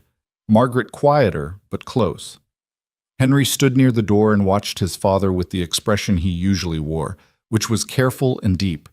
And Gideon looked at him over the heads of the younger children, and something passed between them that she didn't try to interpret. Ethan was at the back of the group. He and Gideon looked at each other, and Gideon's gaze moved to Ethan's hands, the careful way he was holding them, and something changed in his face. "What happened to your hands?" he asked. The room went slightly quiet in the way rooms did when something important was about to be said. "I went out in the storm," Ethan said. "I was trying to get firewood from the back pile. I got turned around." He paused. "Eliza came out and got me." Gideon looked at him for a long moment. Then he looked at Eliza, who was pouring coffee and had her back to the room. "How bad?" he asked, directing it at her. "His fingers are fine," she said. "It was close, but they're fine. He'll have full use of them." "How far out did you go?" She turned around. He was looking at her with the directness he usually kept contained, the gray eyes steady and serious. "About 50 feet, she said. "I had a rope." 60 feet of logging rope from the storage room, Ethan said. She tied it to the game ring on the porch. He was looking at his father with an expression she hadn't seen from him before, not performing anything, not managing anything. Just a boy looking at his father with something that needed to be said out loud. "She found me in a whiteout, Pa, in that storm. I couldn't see anything and I was down. I couldn't get up." Gideon was quiet. His coffee sat in front of him untouched. "She dragged me back," Ethan said. "On the ground, the whole way." The room was very still. James, remarkably, said nothing. Gideon looked at Eliza. She held his gaze for a moment and then looked at the stove because there was something in his face that she was not ready to look at directly, the same rawness she'd caught him with before, but larger now, less contained. "Your coffee's going cold," she said. "Eliza." His voice had a quality in it she hadn't heard before. "Drink your coffee and eat something. You've been out in that for 3 days and you need to warm up properly." She turned back to the stove. "We can talk later." He was quiet. She heard him pick up the coffee. Clara climbed into his lap, which she accomplished by simply arriving there without asking, and told him about the ragdoll's activities in full detail, and the room slowly came back to its normal temperature of noise and motion.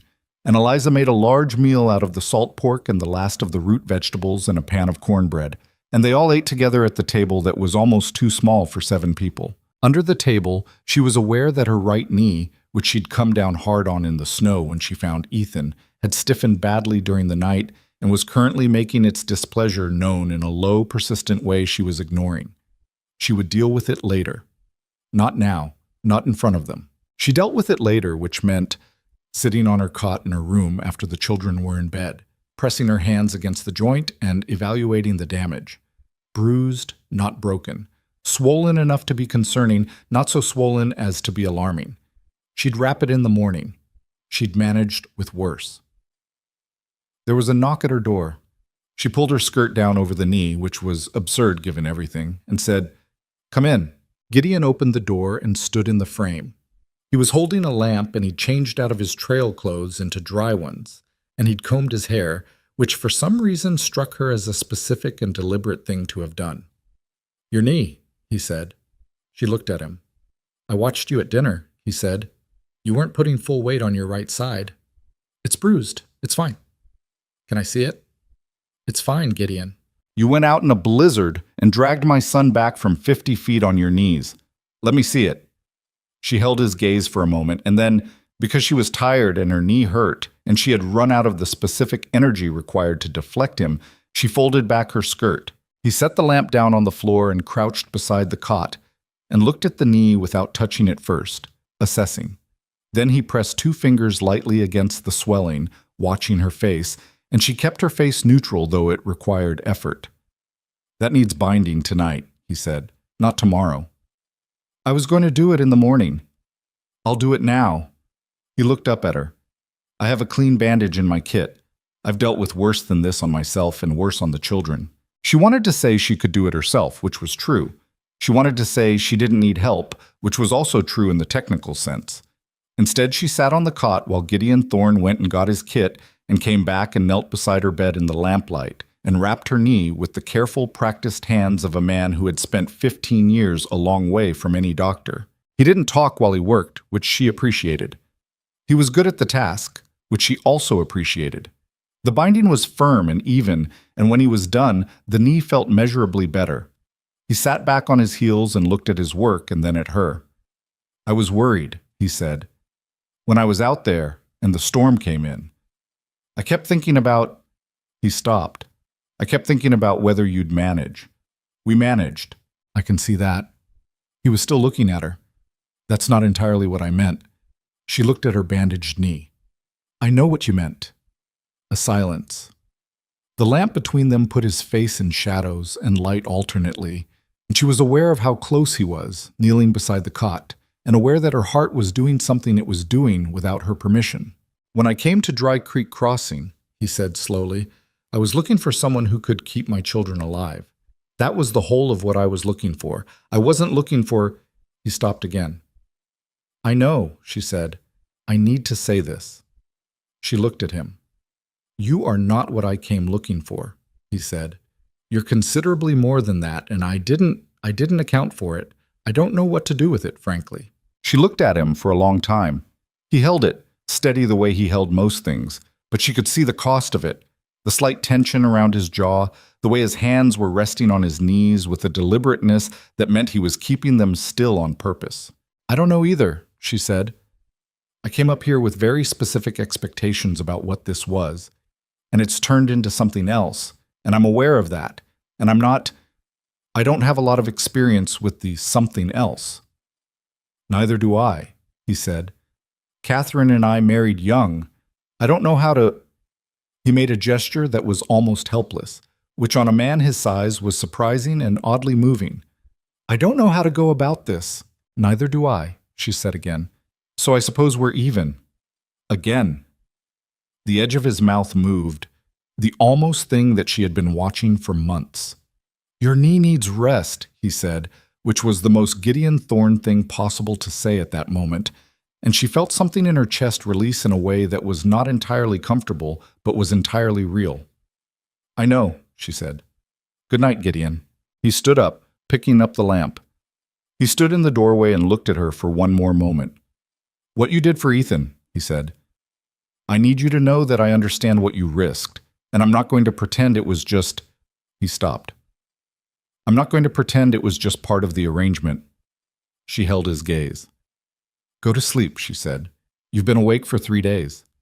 He went.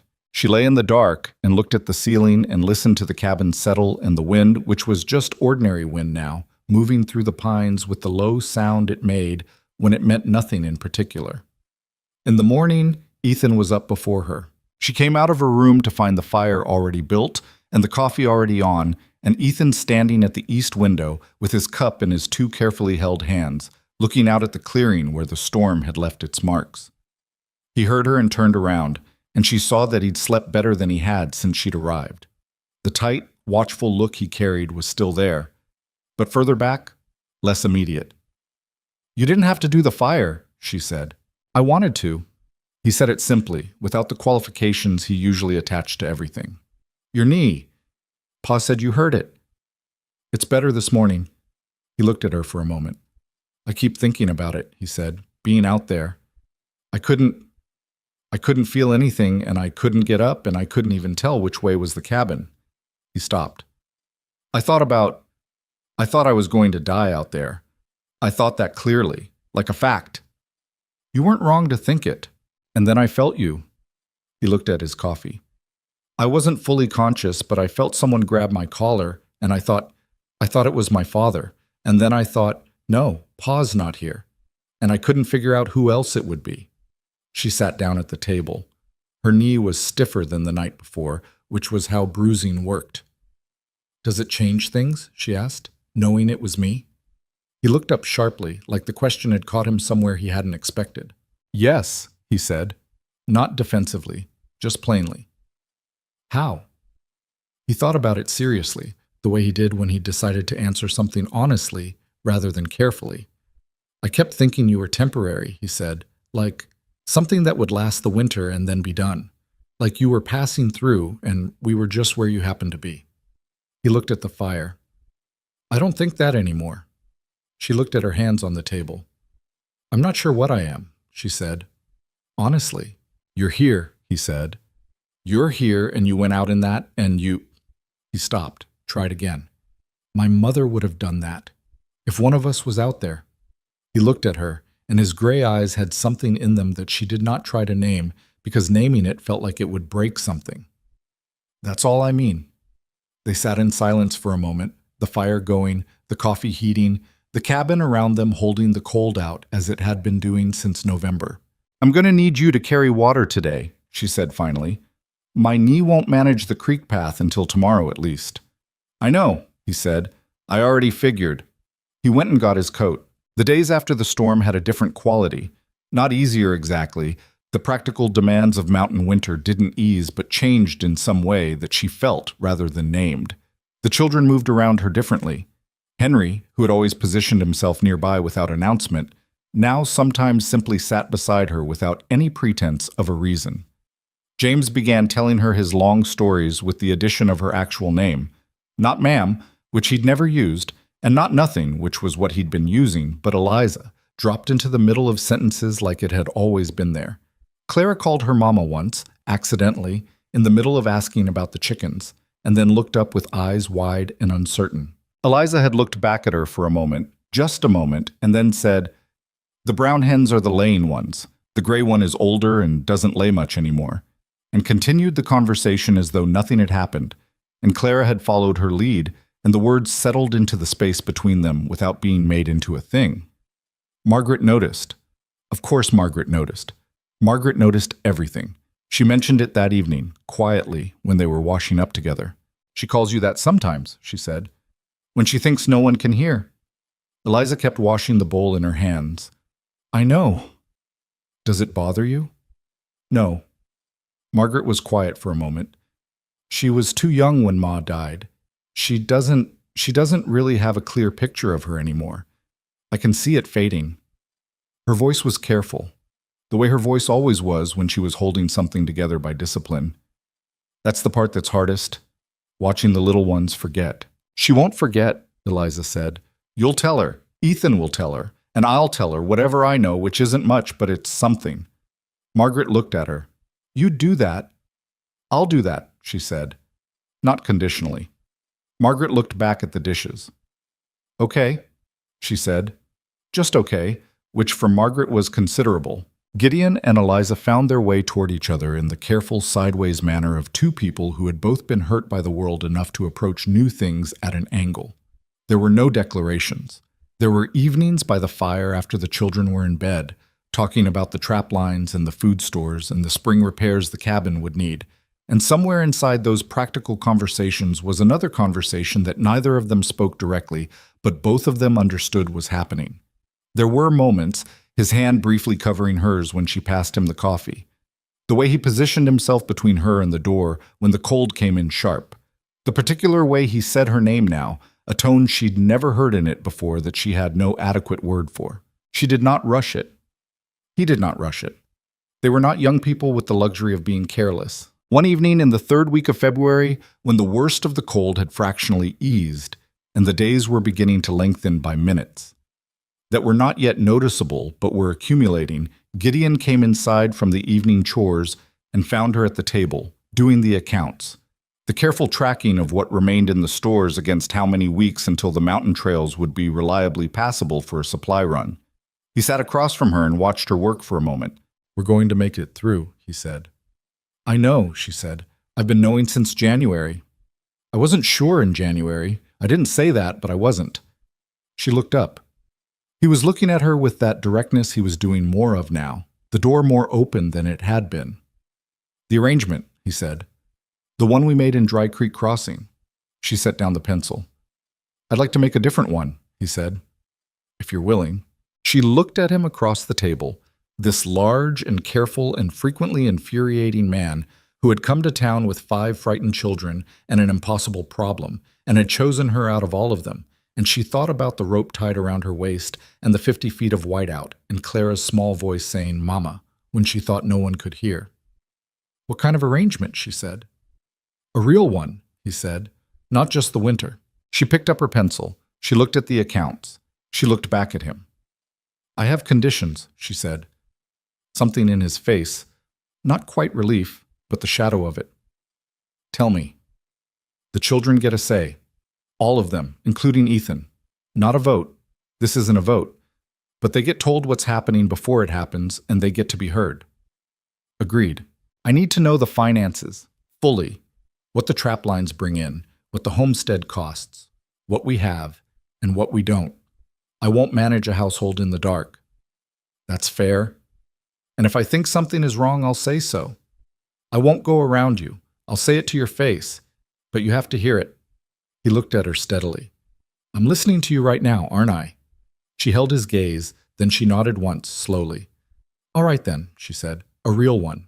He reached across this table and put his hand over hers, the way he had a few times now, and this time she turned her hand over and held his, and they sat there in the lamplight with the accounts spread out between them and the sound of the fire and the mountain outside doing what mountains did, which was everything and nothing all at once.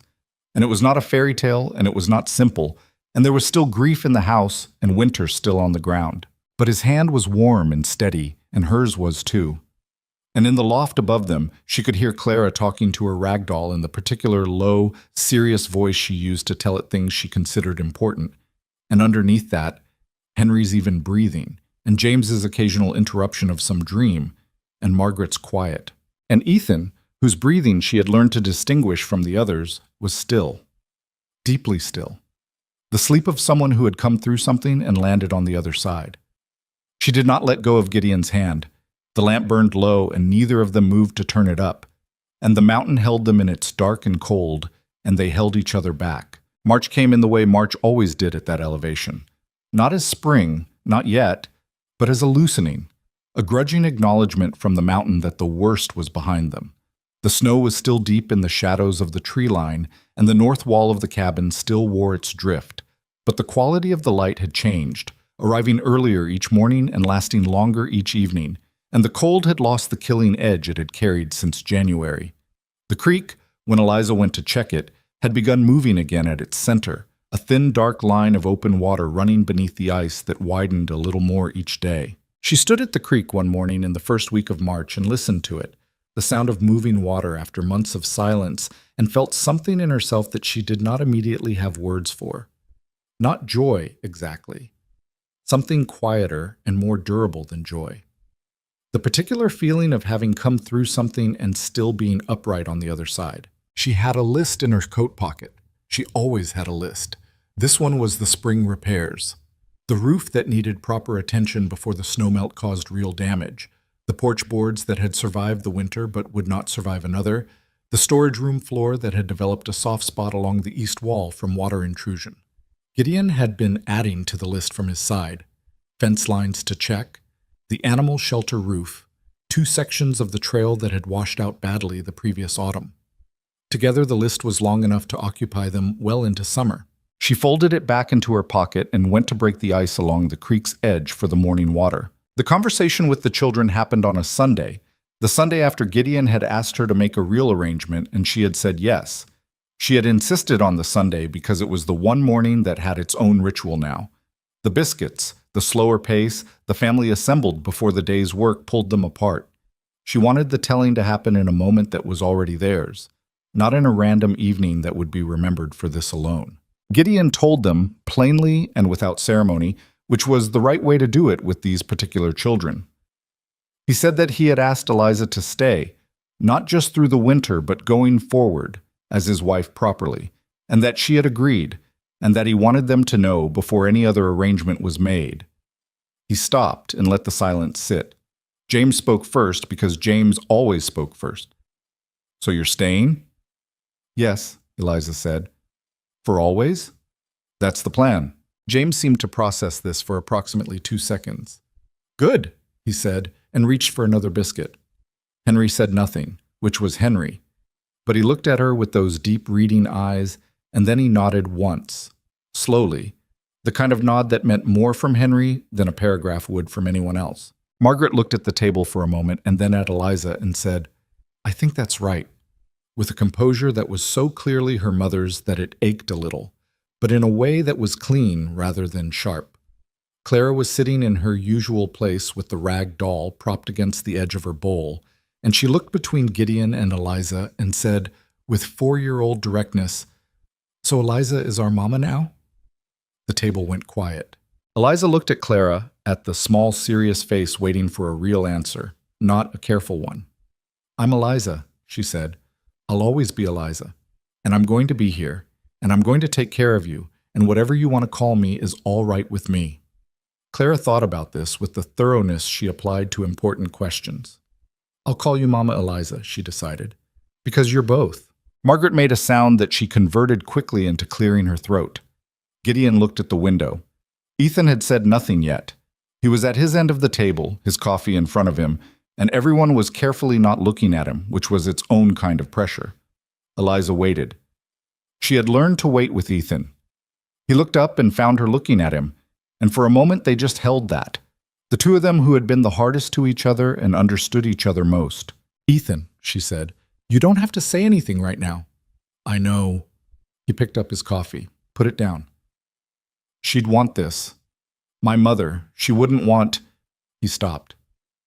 "She told me once that the worst thing a person could do was let pride keep them from accepting help. She was talking about something else at the time, but—" He looked at Eliza steadily. "I think she'd want this." Eliza held his gaze. "I think she was a smart woman." "She was," he said. "Yeah." He picked up his coffee again. "Okay," he said. "Just okay?" The same word Margaret had used in the same tone, and she understood that in this family, okay said that way meant something it didn't mean anywhere else. She looked at Gideon. He was looking at her with that open expression she'd caught him with before, no longer trying to close it back down. "All right then," she said. "Eat your biscuits." They rode down to Dry Creek Crossing in the 3rd week of March, when the main trail was passable enough for horses if you were careful about it. Gideon had business at the trading post, supplies to replenish after the winter, trap equipment, a length of fencing wire, and they brought the 3 older children, leaving Clara and Henry with the nearest neighboring homestead family 2 miles down the mountain. People named Garrett, who had been friendly from a distance, and who Clara had decided she liked because their youngest daughter also had a rag doll. Eliza had not been back to Dry Creek Crossing since November. 4 months. The settlement looked smaller than she remembered, which was always the way with places you'd been away from long enough to gain perspective on. The mud of the main street was back. The winter ice melted into the same ankle-deep mire it always became in the thaw. The leaning church steeple was still leaning. The saloons were open, which they always were. She rode in beside Gideon and was aware of the looking. Frontier settlements were nothing if not observant, and the return of Gideon Thorne from the mountain was news on its own. But Eliza Hartwell beside him, upright on the gray mare, wearing the same canvas coat she'd left in but with something different in how she held herself. That was a different order of news. She saw Agnes Pryor before Agnes Pryor saw her. The woman was coming out of the dry goods, her basket on her arm, and she looked up at the sound of the horses and stopped on the boardwalk. Their eyes met for a moment across the mud and cold air of the main street. Eliza held her gaze and then looked away first, not in retreat, but in the manner of someone who has simply moved on to the next thing and has no energy to spare for the previous one. She dismounted at the trading post and handed her reins to Ethan and went inside with Gideon. Sal Deering found her at the trading post counter 20 minutes later. She came in for something. Coffee, she said, though the trading post wasn't the best place to buy it, and saw Eliza and stopped and looked at her the way someone looks when they're checking whether a thing they hoped for actually happened. "You made it through," Sal said. "We made it through." Sal looked her over, not rudely, just with the attention of someone who was genuinely reading the situation. "You look different," she said. "I've been hauling water and splitting kindling since November." "That's not what I mean." Eliza allowed herself a slight smile. "I know." Sal glanced out the trading post window to where Gideon was loading supplies into the pack, with Ethan helping, James handing things up and providing unnecessary commentary, Margaret checking the list. "He's a hard man to know," Sal said. "Yes, but worth it, I think," Catherine always said. "Catherine was right," Eliza said. Sal bought her coffee and left, and on her way out she passed Agnes Pryor, who had apparently followed them to the trading post in the way of a woman whose curiosity overrides her dignity. Agnes came in with the particular forward energy of someone who has prepared remarks. Eliza was at the counter, going through the list of what they still needed, and she did not turn around immediately. "Mrs. Hartwell," Agnes said. She turned around. "Mrs. Pryor." Agnes looked at her with the expression she'd worn for 6 years, the one that held a specific kind of satisfaction in it, the satisfaction of a person who has sorted the world into categories and found everyone correctly placed. But something in that expression was uncertain now, recalibrating, and Eliza could see the moment when Agnes recognized that her category for Eliza Hartwell no longer applied. "I heard you wintered up at the Thorne place," Agnes said. "I did. And that there was some kind of trouble during the blizzard." The story had clearly made it down the mountain ahead of them, carried by whatever channels frontier gossip used, probably through the Garrett family, or through Gideon's supply runs, or simply through the particular osmosis by which news traveled in small settlements. "There was a situation," Eliza said. "It was handled." Agnes looked at her for a moment. "They're saying you went out into the storm, after the Thorne boy." "Yes. Alone. With a rope." Agnes opened her mouth and then closed it, which was not something Eliza had seen Agnes Pryor do before. She was recalibrating in real time, visibly, and it was clear the recalibration was uncomfortable. "That was a very," Agnes started, "that was a brave thing." "It was necessary," Eliza said. "There's a difference." She turned back to the counter, not dismissively, just because she was done and the list was not finished and she had 5 people's supplies to account for. She heard Agnes standing behind her for another moment, and then the sound of the door. Gideon was at her elbow a few minutes later, having come in for the next section of the list, and he looked at her face and then at the door.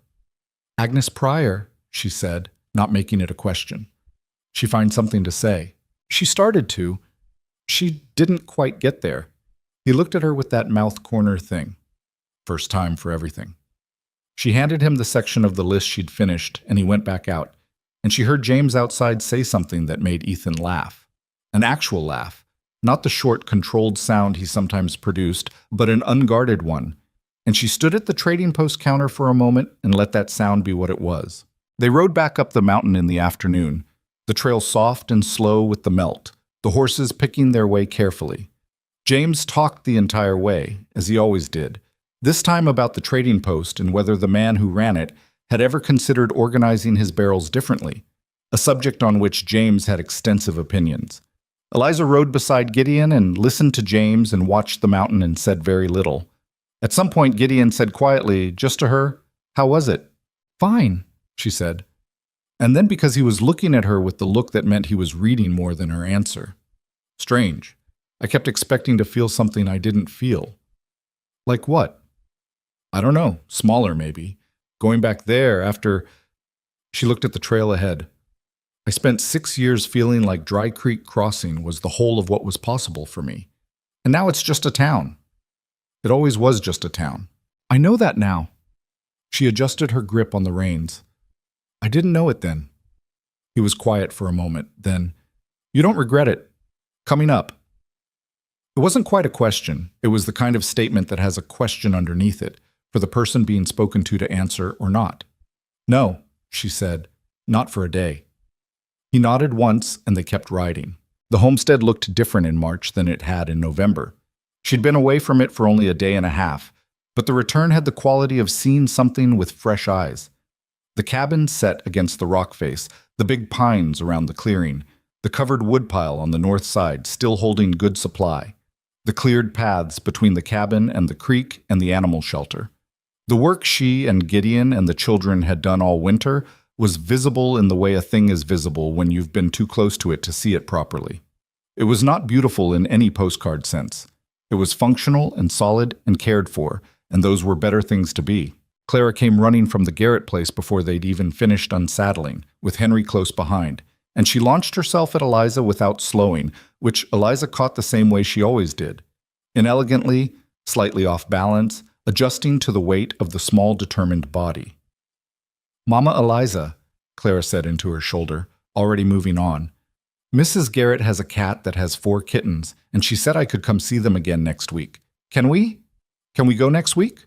"We'll see," Eliza said, which Clara had already identified as the version of yes that required patience, and she wiggled down and went to find James to tell him about the kittens at high volume.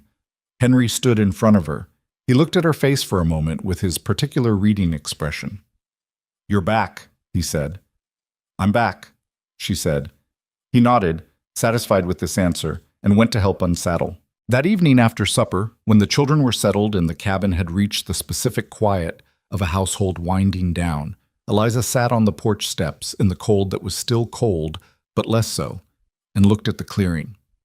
The last light was going off the mountain above them, the peaks catching it long after the valleys had lost it, turning from gold to pink to the gray that was almost lavender before the dark came in fully. She was thinking about what she had been, not in a painful way, more in the way you think about an earlier version of something when you can see it clearly from a distance. The woman in the room above the saddlers, with the rag-stuffed window and the resoled boots and the careful management of a life that had been stripped down to almost nothing. The woman who had spent 6 years letting other people's definitions of broken settle over her like sediment, not because she believed them entirely, but because she was too tired to keep arguing. The woman who had looked at a child's hands on a stirrup and made a decision in approximately 30 seconds that turned out to be the hinge on which everything else turned. She had not been broken. She understood that now, not as an idea but as a fact, the way you understand facts that you've earned rather than just learned. She had been in the wrong place, a place that had no use for the specific kind of strength she had, and so had called that strength by other names: stubbornness, hardness, inability. She had been in a place too small to need what she was capable of, and the smallness had looked, from inside it, like her own limitation. It had taken 5 children and a mountain and the worst winter in 40 years for her to find the place where her particular set of capabilities was not just useful but essential, where her inability to have children had simply stopped mattering in the face of what she could do for children who already existed and needed her, where her hardness was the thing that kept them alive. She heard the door behind her and didn't turn around. Gideon sat down beside her on the step, close enough that his shoulder was against hers. He had 2 cups of coffee. The rationing was done. They were back to the full allotment, and he handed her one, and they sat in the last of the light and looked at the clearing together. "Ethan asked me something today," he said. "What?" "He asked if you'd teach him what you know about food management, the stores, the inventory system, the calculations you do." He paused. "He said if he's going to run a homestead someday, he needs to know the parts his father doesn't." She looked at the coffee in her hands. Something was lodged in her chest that she waited out. "I'll teach him," she said. "He said to tell you—" Gideon stopped. "He said to tell you he knows now what kind of person you are, and that he's sorry it took him so long." She was quiet for a long moment. The last of the light was leaving the peaks. "It didn't take him long," she said. "He was grieving. He was doing what people do when they're trying to hold on to something they're afraid of losing." "That's a generous way to look at it." "It's an accurate one." Gideon looked at her. She could feel him looking at her even without turning. "You do that a lot," he said. "See why people are the way they are instead of just how they're being." "It makes everything easier," she said. "Not easier to deal with, easier to understand." "Catherine did that too," he said, and his voice had the quality it always had when he said her name. Not painful, not closed, just true and steady. You would have... He stopped. I know, she said. He put his arm around her shoulders, not dramatically, just the simple weight of it, and she let herself lean into it by about half an inch, which was about as much leaning as she typically allowed herself. He noticed, because he noticed most things, and his arm settled more firmly, and they sat like that on the porch steps of the cabin they were going to spend the rest of their lives making livable, as the mountain dark came in fully and the first stars appeared above the peaks. She thought about what she was going to say if she ever saw Agnes Pryor again, properly, with enough time to say something worth saying. She thought she might say nothing. She thought that was probably the right answer.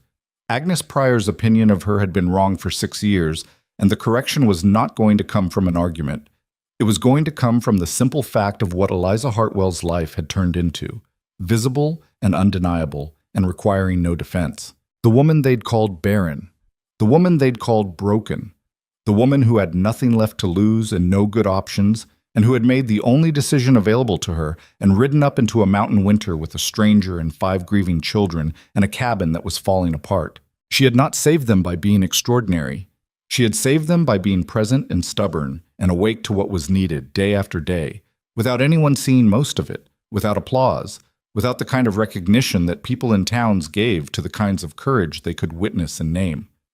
She had fixed the window pane and organized the flour and made the Sunday biscuits and sat on the cold floor with a 4-year-old and a dead chicken and told the truth about fairness and gone out into a blizzard with 60 feet of rope because the alternative was unacceptable. That was all.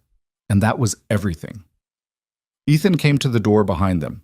She heard it open and felt the warmth from inside briefly on the back of her neck. Henry and Clara are arguing about the cat kittens, he said. Clara says there are 4, and Henry says there are 5, and neither of them will back down. There are 4, Eliza said. Clara's right. I heard Mrs. Garrett say so. I'll tell them. He paused. She could feel him standing in the door, not moving yet. It's cold out here. It is, Gideon said. Another pause. Then Ethan said, Come in when you're ready. And the door closed, and it was the most ordinary thing, the most unremarkable 3 words, Come in when you're ready. And it landed in her chest like something that had been looking for that particular place for a long time. She finished her coffee. Gideon finished his. The mountain was dark now above them, and the stars were out properly. The kind of clear mountain sky that had so many of them it looked almost textured, and the cold was the clean cold of late winter, rather than the killing cold of deep winter.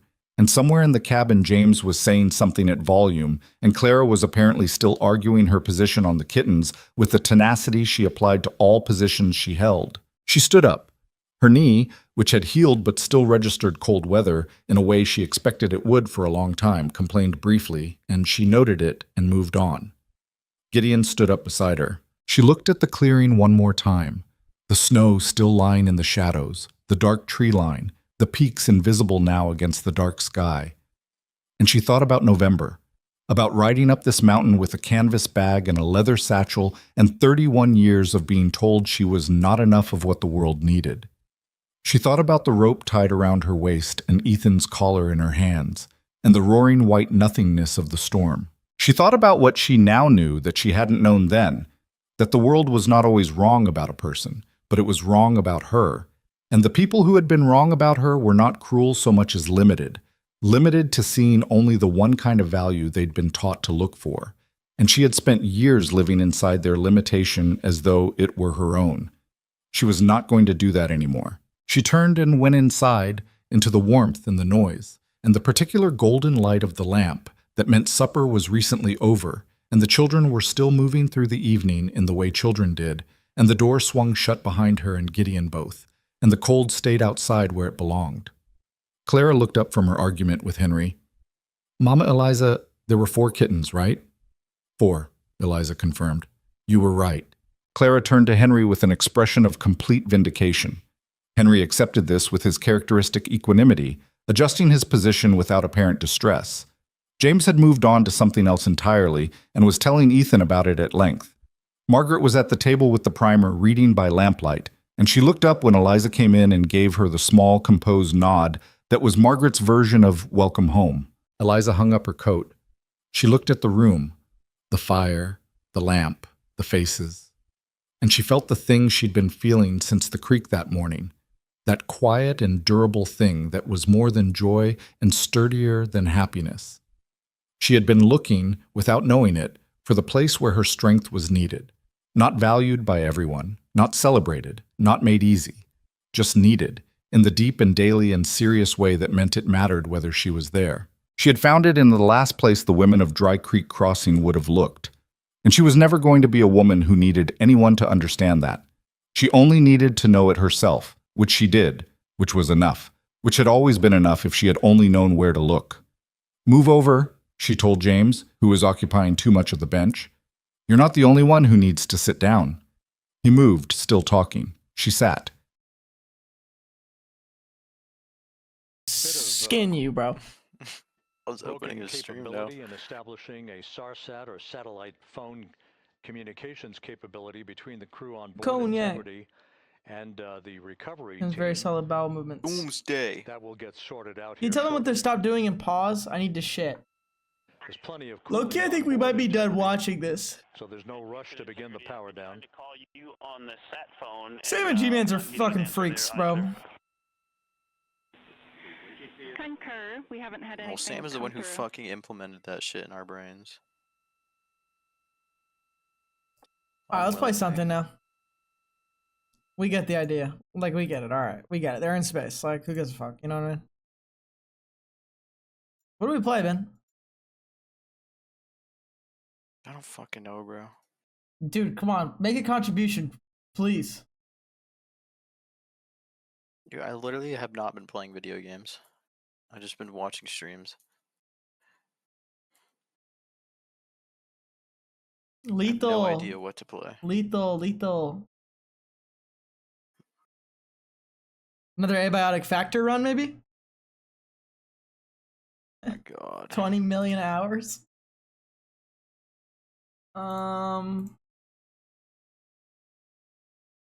Chandler has lethal and phasmophobia.